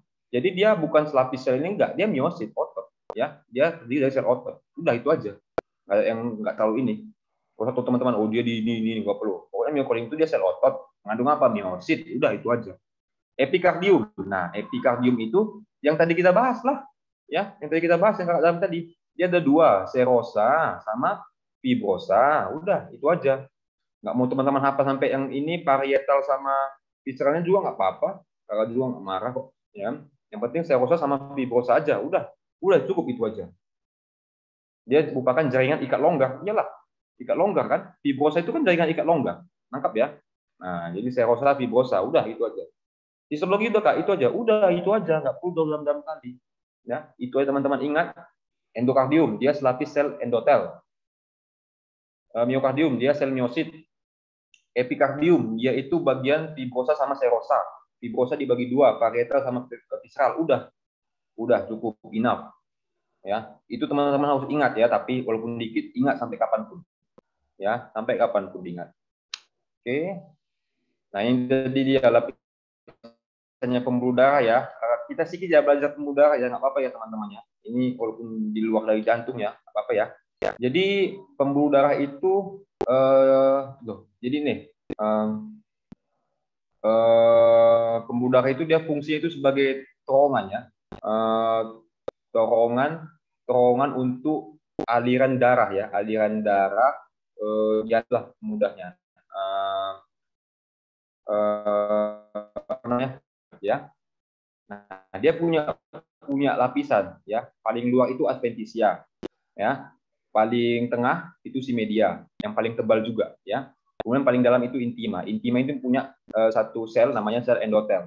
Ingat itu ya, endotel itu fungsinya tadi itu, fungsinya untuk nitrit oxide, penghasil nitrit oxide. Nitrit oxide itu apa kak fungsinya? Nitrit oxide itu untuk vasodilator, ya, vasodilator. Ya, pembuluh darah kita itu dia diatur oleh saraf simpatis dan parasimpatis. Ya, jadi selain dia diatur vasodilatasinya oleh si saraf, dia juga diatur oleh si nitrit oxide namanya. Ya, kemudian fungsi inflamasi itu si endotel semuanya yang ngatur ya, endotel. Oke. Nah, ya, jadi teman-teman pasti kok pasti bisa. Nanti kan teman-teman karena masih baru pertama dengar mungkin ya pusing kan kepala, enggak. Nanti teman-teman makin jalannya makin tinggi makin ingat kok, ya makin ingat. Oke. Kakak pun dulu, aduh kakak paling di kampus itu paling sering cabut. Tapi ngerti juga kok, cabut dua sebenarnya karena paling dulu paling belakang ya kan, nggak ngerti kan. Tapi makin ngerti kok nanti ya. Intinya harus tetap semangat ya. Dokter itu nggak penting pintar, yang penting mau belajar ya, mau untuk mengulang-ulang. Oke, kita lanjut ya. Singkat aja kok ini. Intima, media, adventitia. Udah, intima, media, adventitia. Udah itu aja. Oke. Nah ini tadi dia ya lapisannya. Oke, lapisannya itu ada tunika media ini yang tebal ya. Tapi bukan yang paling kuat ya. Ya, jadi yang paling strongest itu dia si tunica adventitia. Ya, tunica adventitia yang paling strongest ya. Tapi kalau yang paling tebal si tunica media. Sedangkan ini sudah lapisan si intima. Udah itu aja. Kalau lebih mikroskopiknya lagi pembesaran sekitar apa ya, 2 pembesaran. Ini paling besar ya. Ini yang adventis, ini yang media ya. Mohon maaf, ini yang intima ya, atau si endotel. Ini si media ya, ini khasnya dia. Dia kalau dikasih zat ini, aduh, lupa nama zatnya untuk warna itu. Dia akan lebih menangkap ini loh, lebih menangkap apa namanya, lebih menangkap zat warna. Itu si otot khasnya ya. Kemudian ini si adventitia. Ya, adventitia. Udah itu aja ya. Itu aja ingatnya. Oke. Kak, tapi pembuluh darah dikasih makan nggak kak? Iya, ada nama pembuluh darah lagi. Pembuluh darah ada, namanya vasa vasorum. Ya. Jadi pembuluh darah itu dapat makan. Jadi dari namanya itu vasa vasorum namanya. Ya, itu nama pembuluh darah yang memperdarai si pembuluh darah itu, vasa vasorum. Nah, ya. Oke. Nah ini untuk si Purkinje, ya, ini Purkinje. Jadi seperti ini samanya apa ya, zat intinya ya, zat intinya ini sabut otot juga. Jadi Purkinje itu pun ada sabut ototnya ya. Kenapa kak kita bilang ada sabut ototnya kak? Ingat aja, ada sebenarnya cara mudah kita kalau histologi itu ya. Kalau dia lebih terang dia biasanya dan lebih nampak lebih tebal, itu pasti lapisan otot. Itu pasti lapisan otot. ya. Tapi kalau agak tipis, itu kok nggak adventisia, kemudian jaringan ikat longgar biasanya. Kenapa? Karena mereka nggak mudah menangkap zat warna. Nangkap ya. Kalau dia yang cepat menyerap itu si otot biasanya. Kenapa? Dia mengandung miosit, kemudian dia mengandung potasium, dia mengandung kreatinin. Ya, jadi otot itu ada 3 komponennya, miosit atau mioglobulin, kemudian potasium sama kreatinin. Nah ini semua menangkap cahaya, ya lebih dalam lagi kan, jadi semua menangkap cahaya. Nah, tapi kalau si adventisia dia nggak punya, makanya susah. Nah, ya, oke, sudah selesai. Ini kayak mana kak? Langsung masuk ke ininya atau gimana ya? Atau kembalikan kepada moderator dulu deh. Oke, terima kasih Dokter Abed atas materi yang disampaikan. Mungkin sebelum kita post-test ya Kak, karena itu termasuk soal post-test yang di-share. Kita akan Q&A dulu nih. Boleh. Oke, thank you Dokter Abed. Mungkin dari Uma Badis, silahkan apabila ada yang mau ditanyakan atau mungkin mau sharing, feel free untuk chat di kolom chat, maupun bisa raise hand apabila mau berinteraksi secara langsung. Oke, silakan. Oke teman-teman, kalau ada boleh ya. Di luar out of the box pun dari sini pun boleh, nggak masalah. Oke itu kak, ada kak, Dokter Oke, Rasda kayaknya. terima kasih Dokter Abed. Mungkin aku buka dulu ya. Silakan untuk Kak Rasda. Ya, Assalamualaikum warahmatullahi wabarakatuh, Dok. Ya, perkenalkan nama saya Muhammad Rasda Hafiz, Dok. Izin bertanya, Dok. Eh, Waktu itu kan kami kan waktu itu ikut praktikum fisiologi yang dimana itu ada namanya tes prosesor oh ya ini apa Gimana? 3 minute step ya kan Pak. Gimana? Ya kan kami sempat ikut praktikum ya Dok, praktikum fisiologi yang dimana itu namanya itu 3 minute step test gitu. Nah, Bisa dicek nggak di apa biar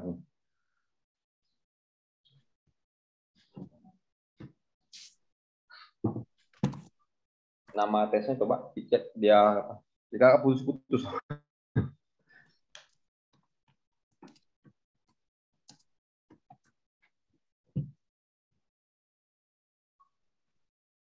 Three minute step test. Oke, terus pertanyaannya?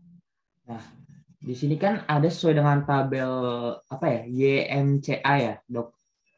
Nah, Nah, di sini saya melihat kalau misalnya kalau pada wanita itu setelah mereka melakukan tes ini denyut nadi mereka itu dari tahun ke tahun itu mereka itu makin cepat, Dok.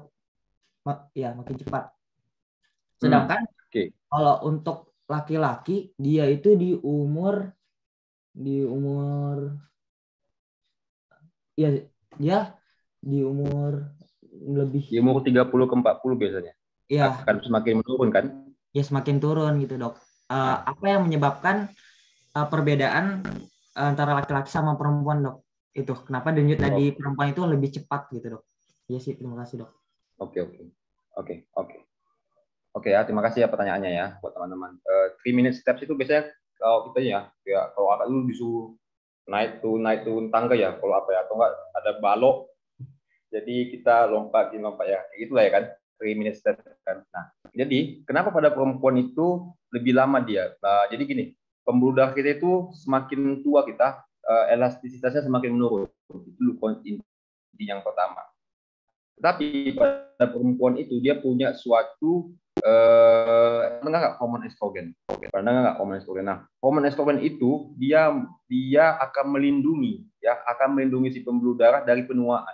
Biasanya seperti itu. Makanya dia akan tetap bertahan dengan kecepatan yang sama dengan usia muda, nangkap ya maksudnya. Tapi kalau pada laki-laki nggak ada, sehingga dia akan lebih menurun biasanya. Jadi ada namanya hormon estrogen. Nah, jadi hormon estrogen ini adalah buah si malakama sebenarnya si perempuan.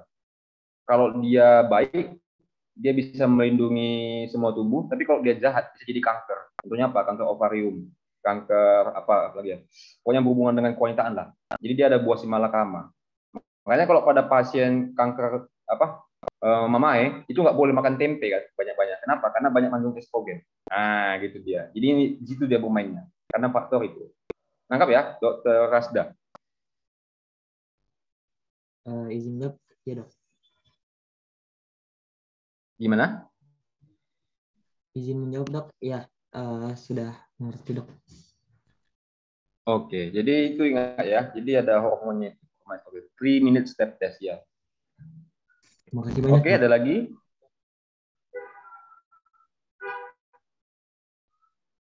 Oke, terima kasih atas jawabannya, Dokter Abed.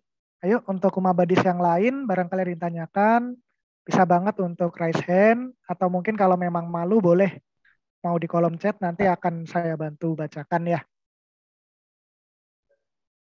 Silakan, untuk Kumabadis lain. Ayo, harus tetap semangat nih, walaupun siang-siang kita tetap produktif ya sebagai mungkin para dokter dan calon dokter nih.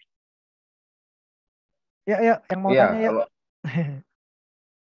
Oke, kalau sambil nanya ya, kalau apa chat kakak juga akan kasih tahu juga nih. Jadi kalau teman-teman itu kalau kita ngukur tekanan darah itu sebetulnya normal itu 3 kali ya, 3 kali kalau dalam keadaan yang apa ya, terus dia kalau bisa waktu istirahat itu adalah apa ya, yang idealnya. Tapi kan kalau kita di rumah sakit dan lain sebagainya kan nggak mungkin juga kan disuruh tidur dulu pasiennya, tidur dulu dong sampai apa bagaimana, nggak mungkin juga ya. Jadi normalnya 3 kali ya, dimana nanti tiga atau dua kita bagi dia, dibagi, baru itulah hasilnya. Ya, jadi sebetulnya kayak gitu yang baiknya. Ya, tapi kan karena kita di lapangan nggak mungkin juga kan, akan wasting time sekali kan, menghabiskan banyak waktu gitu. Ya, jadi kakak dulu diajarin kayak gitu. Sebetulnya gitu yang normalnya. Ya, itu biasanya dilakukan di ICU. Ya, kalau di ICU itu kalau ada pasien-pasien hipertensi emergensi dan lain sebagainya itu dilakukan kok. Kadang dilakukan juga kok. Dulu kakak waktu koas dilakukan di sudut jantungnya. Gitu. Oke. Ada lagi yang mau bertanya teman-teman? Silahkan. Ayo, mana nih semangatnya untuk teman-teman dari FKUMJ? Waduh. Oke, ada yang raise hand Kak dari Kak Syarifah, dipersilakan. Izin ya Kak sebelumnya. Tadi mungkin karena aku yang keputus atau kakak yang keputus itu aku nggak sempat dengar yang bagian arterial itu yang right coronary artery itu yang bagian yang terpentingnya mana Kak? Sama left artery coronary. Mungkin itu.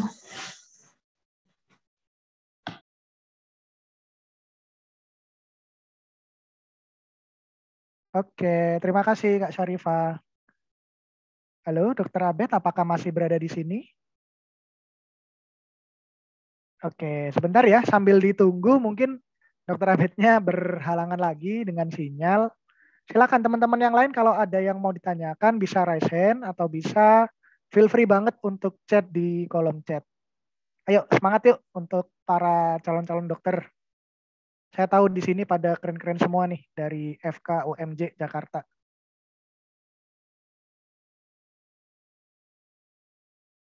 Oke, ada lagi yang mau ditanyakan mungkin selain Kak Syarifah, nanti akan saya bantu up atau mungkin feel free banget kalau mau raise hand kita bakal sharing bareng di sini ya.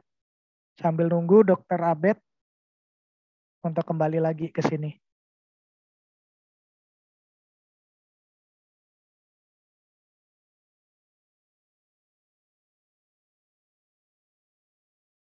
Mungkin izin dok, Kak. Iya, silakan, silakan. Mungkin bantu jawab Syarifah biar kayak lebih mudahnya itu kan. Tadi nanyain right coronary artery itu untuk di mana ya Kak? Ya, ya. Jadi untuk RCA itu dia itu ada di untuk di inferior jantung. Jadi kan coronary itu dibagi dua, right sama left. Kalau right itu udah RCA aja, terus kalau left itu ada dua, dia yang pertama circumflexa, di mana circumflexa itu dia muter penjalanannya sehingga dia itu tempatnya ada di posterior. Terus kalau satu lagi LAD, dia kan left anterior, jadi dia di anterior. Jadi kalau untuk kiri itu ada dua, LAD yang di anterior, terus circumflexa di posterior, kalau di kanan itu satu, RCA yaitu di inferior. Terima kasih. Oke, keren ya. Udah dibantu juga jawab dari temennya. Mungkin ini sudah terkoneksi lagi dengan Dokter Abed. Materinya kan? Ini dari apa aja nih? Ya, halo dokter. Sudah terhubung kembali? Ya, Halo. oke. Saya dari HP, lihat kali itu dari HP nih. Oke Kak, pertanyaan yang berikutnya. Oke, mungkin aku bacakan ya dok untuk pertanyaan selanjutnya dari Kak Syarifah. Apa tadi Kak? Ya, Oke Kak, siap. ya Oke. baik. Pertanyaannya adalah tadi sempat didiskusikan juga yaitu coronary artery itu bagian mana sih dok yang terpenting? Mungkin seperti itu ya Kak ya. Atau mungkin Kak Syarifah punya pertanyaan yang lain? Oh, oke. Oke. Itu aja ya kayaknya.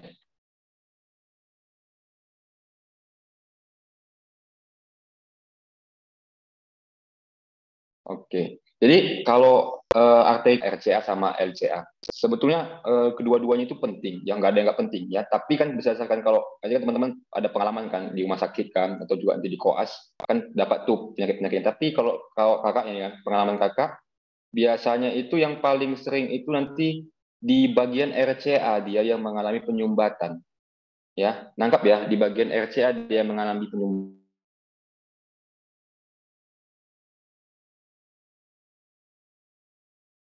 Itu itu kenapa Kak? Kenapa? Karena itu yang paling sering kakak temukan dari pengalaman kakak, ya. Itu makanya kakak sharing ke teman-teman, ya. Tapi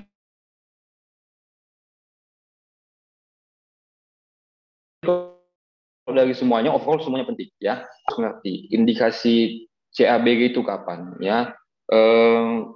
RCA dan LCA itu sama-sama penting, oke? Nggak ada yang nggak penting, ya. Tapi yang teman-teman harus tahu kapan Kak kapan kita harus nanti rujuk ke ini itu yang harus ngerti nanti. Ya, kalau anti penyumbatannya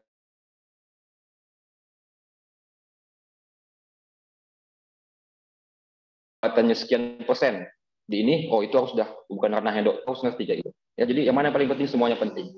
Ya, terus kemudian pembagiannya, ya tadi LC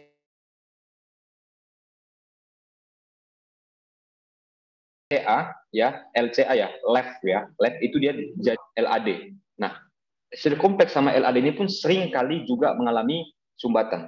Nanti kalau kita tengok dari kateterisasi jantung itu nanti paling gampang kita tengok. Oh ini yang pemain sering sumbat biasanya atau oklusi. Kemudian yang RCA ya, mohon maaf ya kakak kurang cadel ya nggak bisa bilang ya. RCA ya, RCA itu dia ada arteri posterior descending ke belakang sama arteri marginalis. Itu pun penting. Tapi biasanya jarang di situ untuk sumbatan. Makanya di EKG pun nggak ada dia yang menyatakan oh ini arteri marginalis yang kena. Enggak. Tapi kalau kayak LCX, LAD ada nanti. Contohnya 1 AVL, V5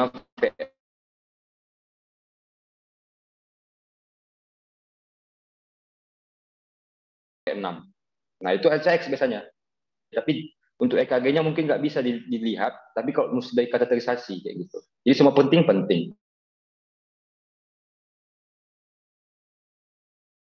kayak gitu. Oke, terima kasih Dokter Abed. Gimana Kak Syarifah? Apakah masih ada yang mau ditanyakan atau masih belum jelas?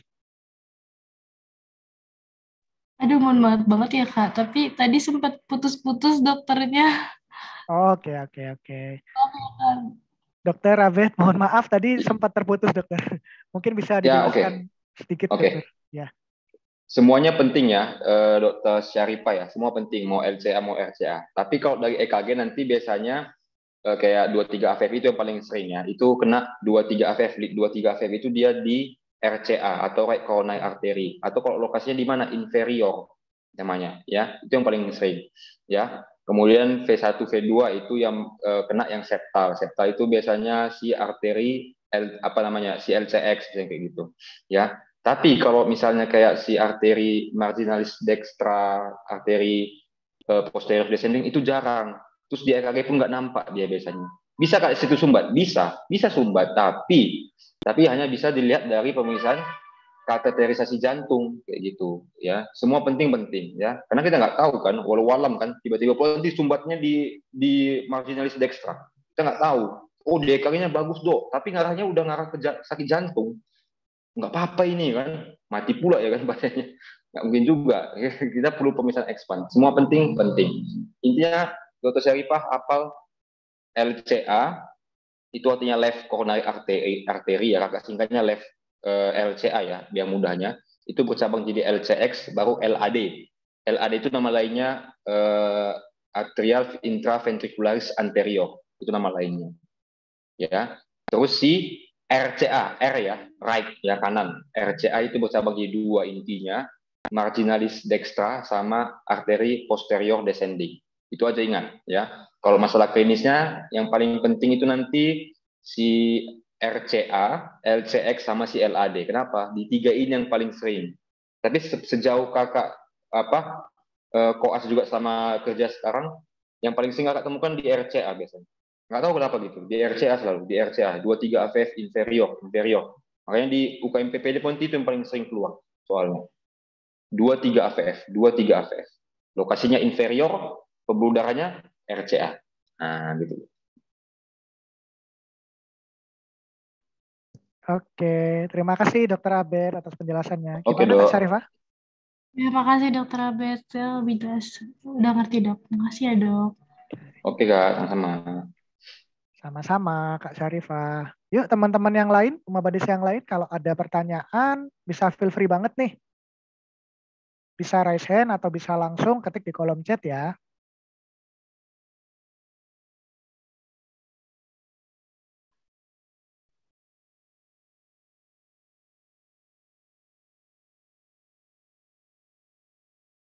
Oke, gimana teman-teman dari FKUMJ?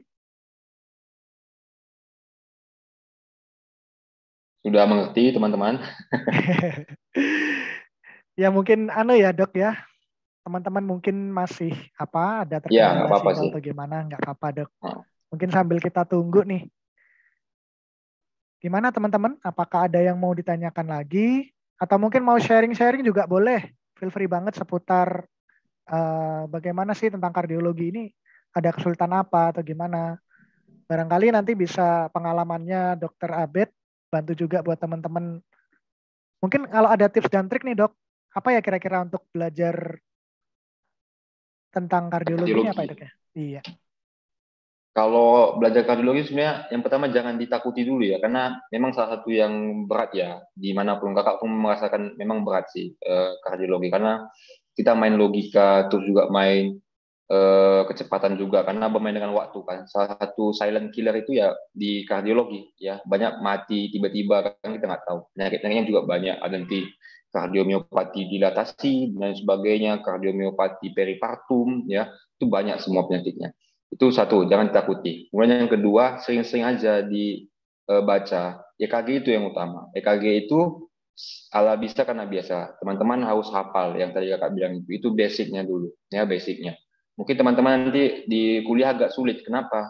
Karena yang ngajari itu udah advance sekali biasanya, dokter jantung atau penyakit dalam. Mereka udah menganggap itu harusnya sudah tahu gitu. Tapi ingat PQRS, PQRS, PQRS ya, PQRST ya, PQRST ya, mana yang P itu apa tujuannya, QRS itu apa, gelombang T itu apa ya. Terus setelah itu teman-teman tahu, nanti teman-teman akan tengok, oh ini atrial fibrilasi nih, oh ini atrial flutter nih, ada kayak gigi-gigi gigi-gigi hiu atau gigi gergaji. Oh ini pulsus defisit nih, oh ini atrial fibrilasi nih. Oh ini kayak gunung nih, gini-gini. Oh gini-gini nanti dia. Oh ini VT nih, gitu-gitunya. Ini kayak gini nih, gelombang-gelombang gini nih kecil-kecil. Nah ini ventricular fibrilasi nih. Ya, terus apa lagi ya? Oh ini VES nih, atau ventricular estasistol nih. Nanti kayak gini dia kayak sendiri gitu. Nah, itu hati-hati tuh. Nah gitu. Intinya sering-sering dilihat. Oh ini gini, oh ini. Oh ini RBBB nih, ada rabbit ear nih, kayak apa namanya? Kayak kayak apa? Telinga kelinci nih gambarannya, rabbit ear nih. Nah, itu semua nanti ditengok aja ya, apalagi kalau UKM PPD kan, sistem SKS nih, sistem kebut semalam ya kan, sistem kebut sebulan ya. Itu pasti akan lebih merasa ini lebih advance nih, biasanya kayak gitu. Tapi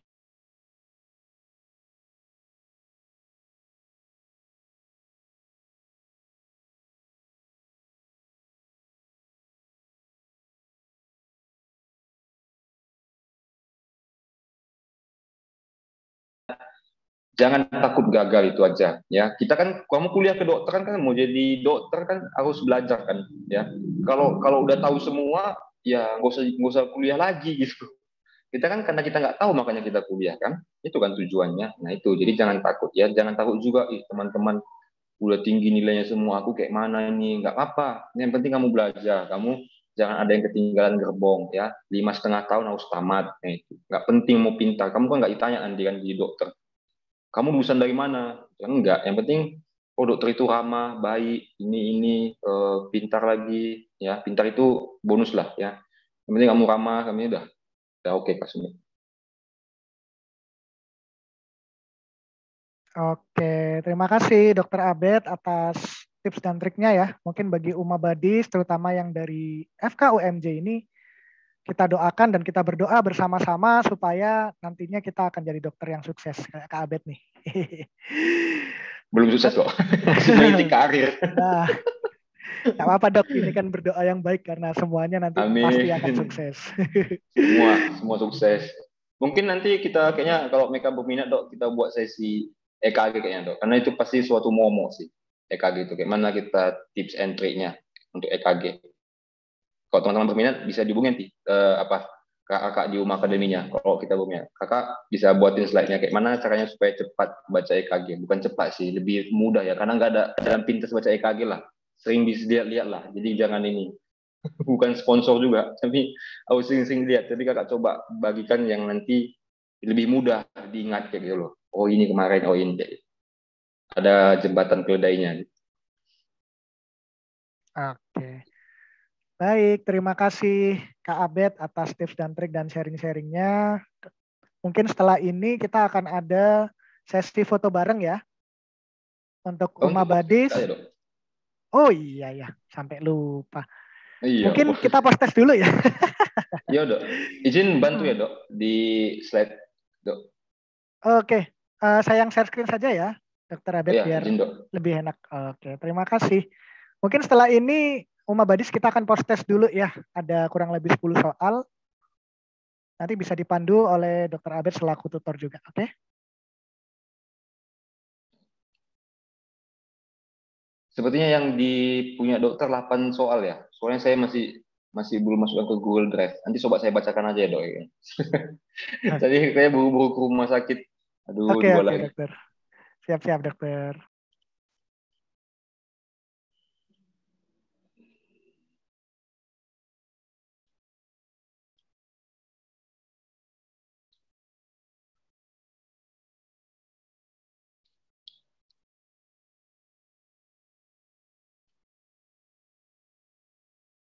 Ini langsung ya dok. Saya bacakan atau mekan jawab atau gimana ya?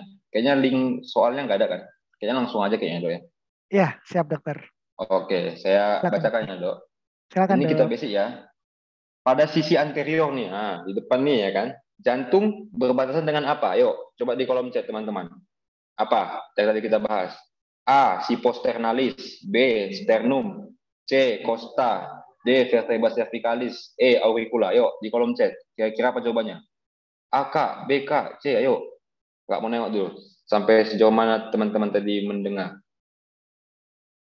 Oke, ada yang jawab Costa, ada yang jawab sternum. Oke, berarti overall udah ngerti ya. Jawabannya si sternum ya. Ingat, depan sternum, belakang vertebra thoracalis yang 12 ya, samping costa ya. Auricula itu bukannya, auricula itu otot dia, otot di atrium kanan ya. Fungsinya apa Kak auricula itu? Auricula itu kayak bukan ya kayak dibilang telinga oke lah. Auricle itu dia sebagai organ apa ya, sebagai ruangan space kalau nanti atrium itu tumpang tindih sama aorta ascendens, itu dia. Tadi kakak lupa jelasin ya. Itu dia fungsinya. Jadi itu jadi kayak sebuah ruangan space supaya jangan tergencet lah dia kayak gitu bahasa medannya. Jangan terhimpit dia sama si aorta ascendens kayak gitu ya. Itu fungsi si auricula. Oke. Jawabannya B, sternum. Oke, good. Kita next ya Kak, nomor 2. Oke, vena utama. Ayo, vena utama yang memperdarai jantung adalah, ayo, vena cava superior, kemudian vena cava inferior, sinus coronarius, vena cardia media, vena cardia magna. Ayo, yang mana? Jawabannya apa? Ayo. Iya. Ayo. Yakin sinus coronarius, bukan apa? Vena cardia magna atau parva.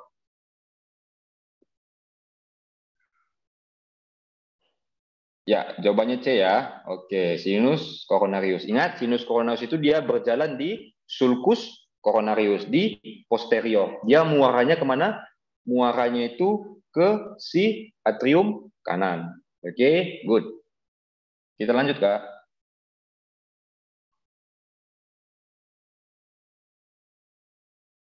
Oke, nomor 3. Ini tadi kakak juga ini ya. Yang bukan muskulus pada ventricle dextra. Ayo, coba dulu kakak mau nengok apakah ada pernah teman-teman baca. Tadi memang belum kakak jelasin. Ayo, ada muskulus kan? Tadi kakak cuma jelasin muskulus trabecula. Trabecula carneae namanya kan. Nah, ada juga namanya muskulus yang lain. Ayo, ada yang tahu muskulus apa? Coba aja dulu. Ada yang tahu? Recording in progress. Ada yang tahu muskulus apa?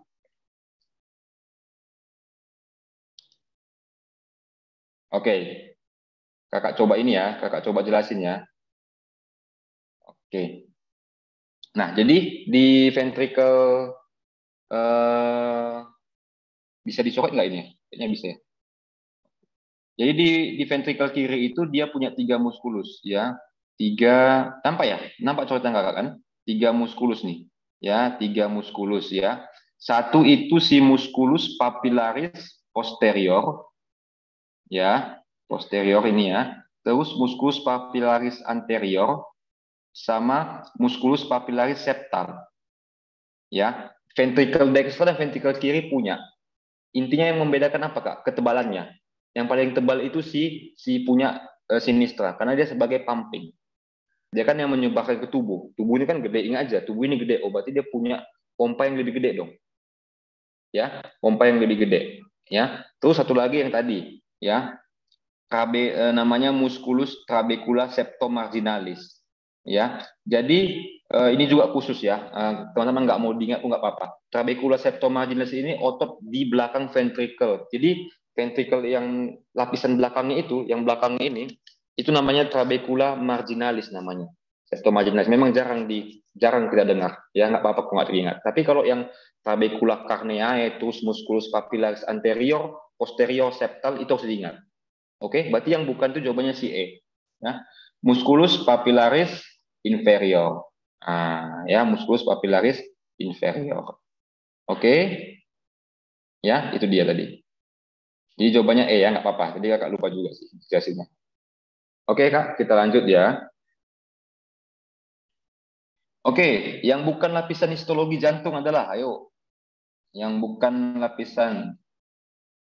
Iya, ya. Iya, jawabannya endotel ya, betul. Endotel ya. Jadi endotel itu dia tadi homolog sama si apa tadi namanya? Sama si endokardium ya, endokardium dia homolog ya. Terus juga endotel itu fungsinya itu tadi inflamasi, nitrit oxide ya. Pokoknya dia mengatur kehidupan dari si pembuluh darah tadi ya. Oke, next Kak. Gelombang P pada gambar EKG menggambarkan ayo apa tadi? Ada yang tahu? Iya, jawabannya depolarisasi atrial ya. Kalau dia depolarisasi ventricle tadi apa? Gelombang apa? Ada yang tahu? Gelombang apa? Depolarisasi. Iya, VRS ya. Oke, berarti udah ngerti. Ya, oke, VRS. Good. Mantap. Kita lanjut ya, Kak. Soal ke-6.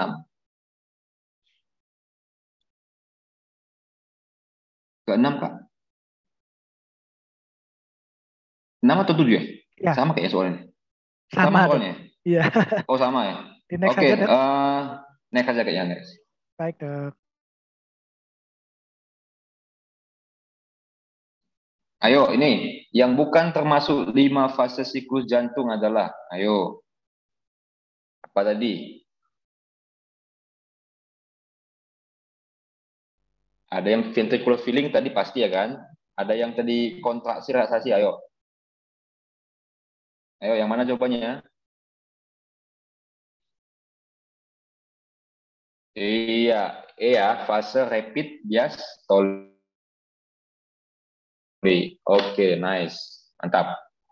Oke, kita lanjut. Dok. Ayo, gambaran histologi lapisan epikardium tadi apa? Ayo. Gepeng-gepeng apa tadi ya? Salah ya?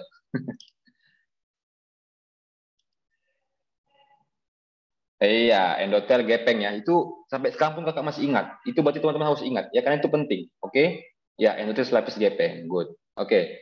Ini pertanyaan dari kakak ya. Nomor selanjutnya. Oke.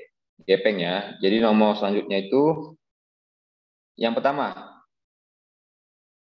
Kalau ada iskemik, perhatikan ya, iskemik di lead 23 AVF. Itu permasalahannya di mana? A. Right coronary artery. B. Left coronary artery. C. Left circumflex artery. D.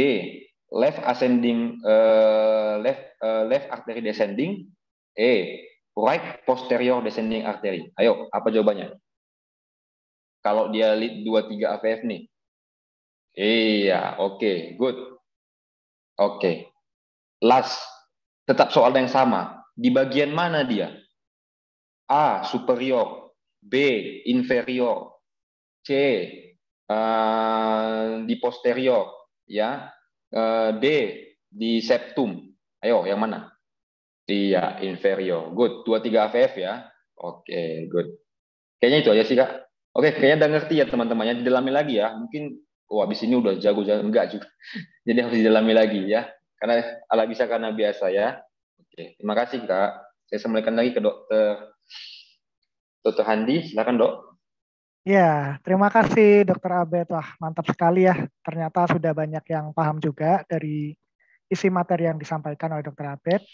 Mungkin setelah ini izin share screen ya Dok, karena kita akan memberikan untuk tutor rating seperti biasa Dok. Oke, caranya gimana? Nanti teman-teman bisa login ke www.menti.com dengan kode 524-30140 atau nanti akan saya bantu untuk klik di kolom komentar. Oke, sudah terlihat ya di kolom komentarnya, di kolom chatnya. Mungkin bisa diklik langsung dan masukkan kodenya. Nanti akan kita lihat bareng-bareng.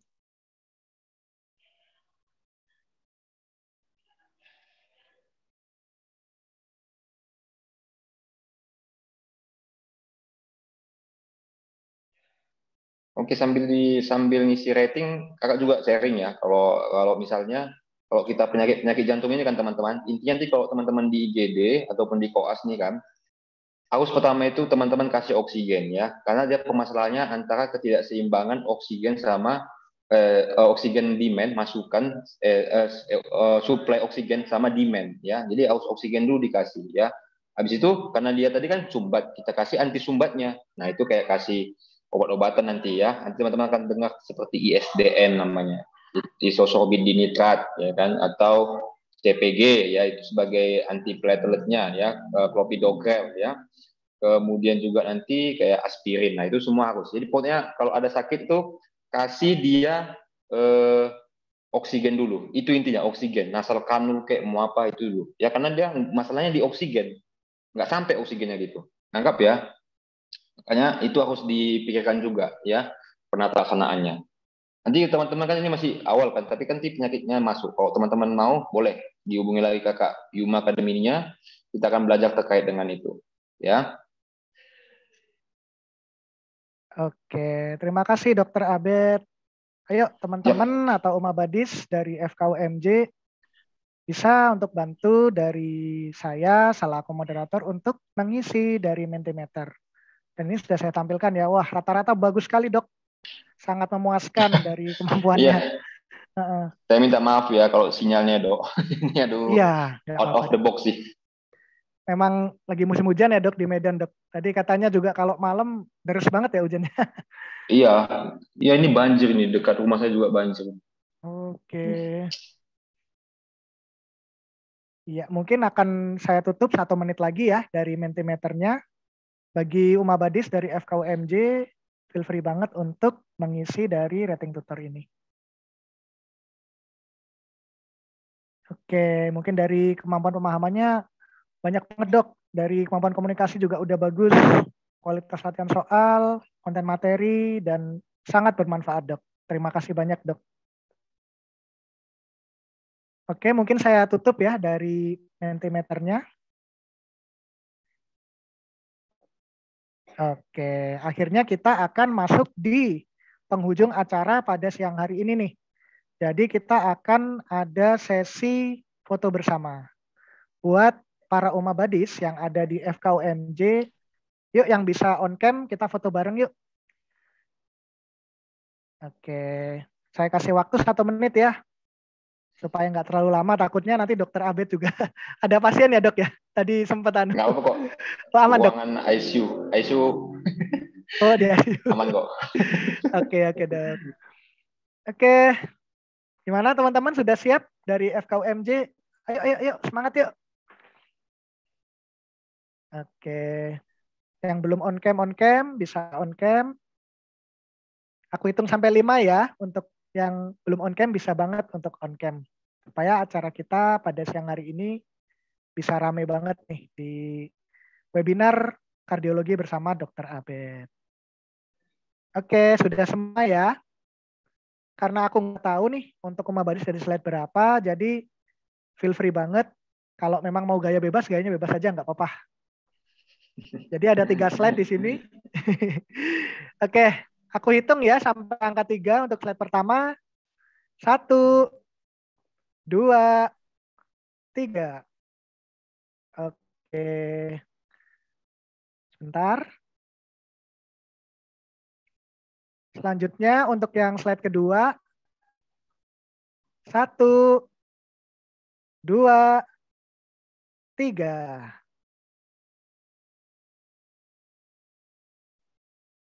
Oke, mungkin untuk yang slide terakhir, slide ketiga. 1, 2, 3.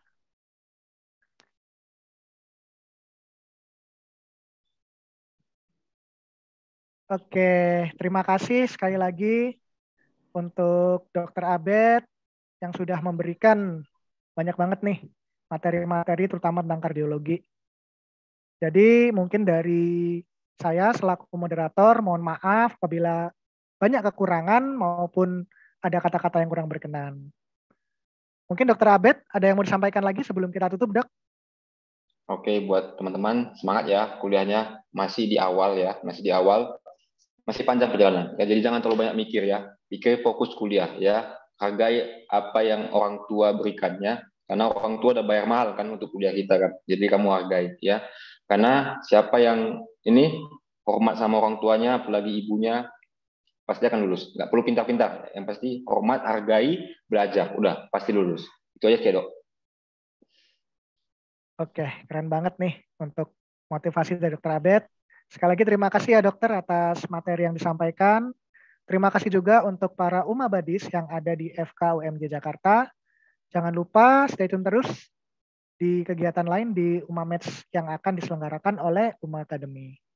Oke dok, aku izin tutup ya dok ya. Terima kasih. Dok. Selamat beraktivitas dokter, sukses selalu dan untuk teman-teman juga sukses selalu. Selamat siang. Wassalamualaikum warahmatullahi wabarakatuh. Waalaikumsalam.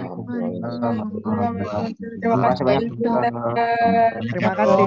Terima kasih banyak dok. Selalu dok.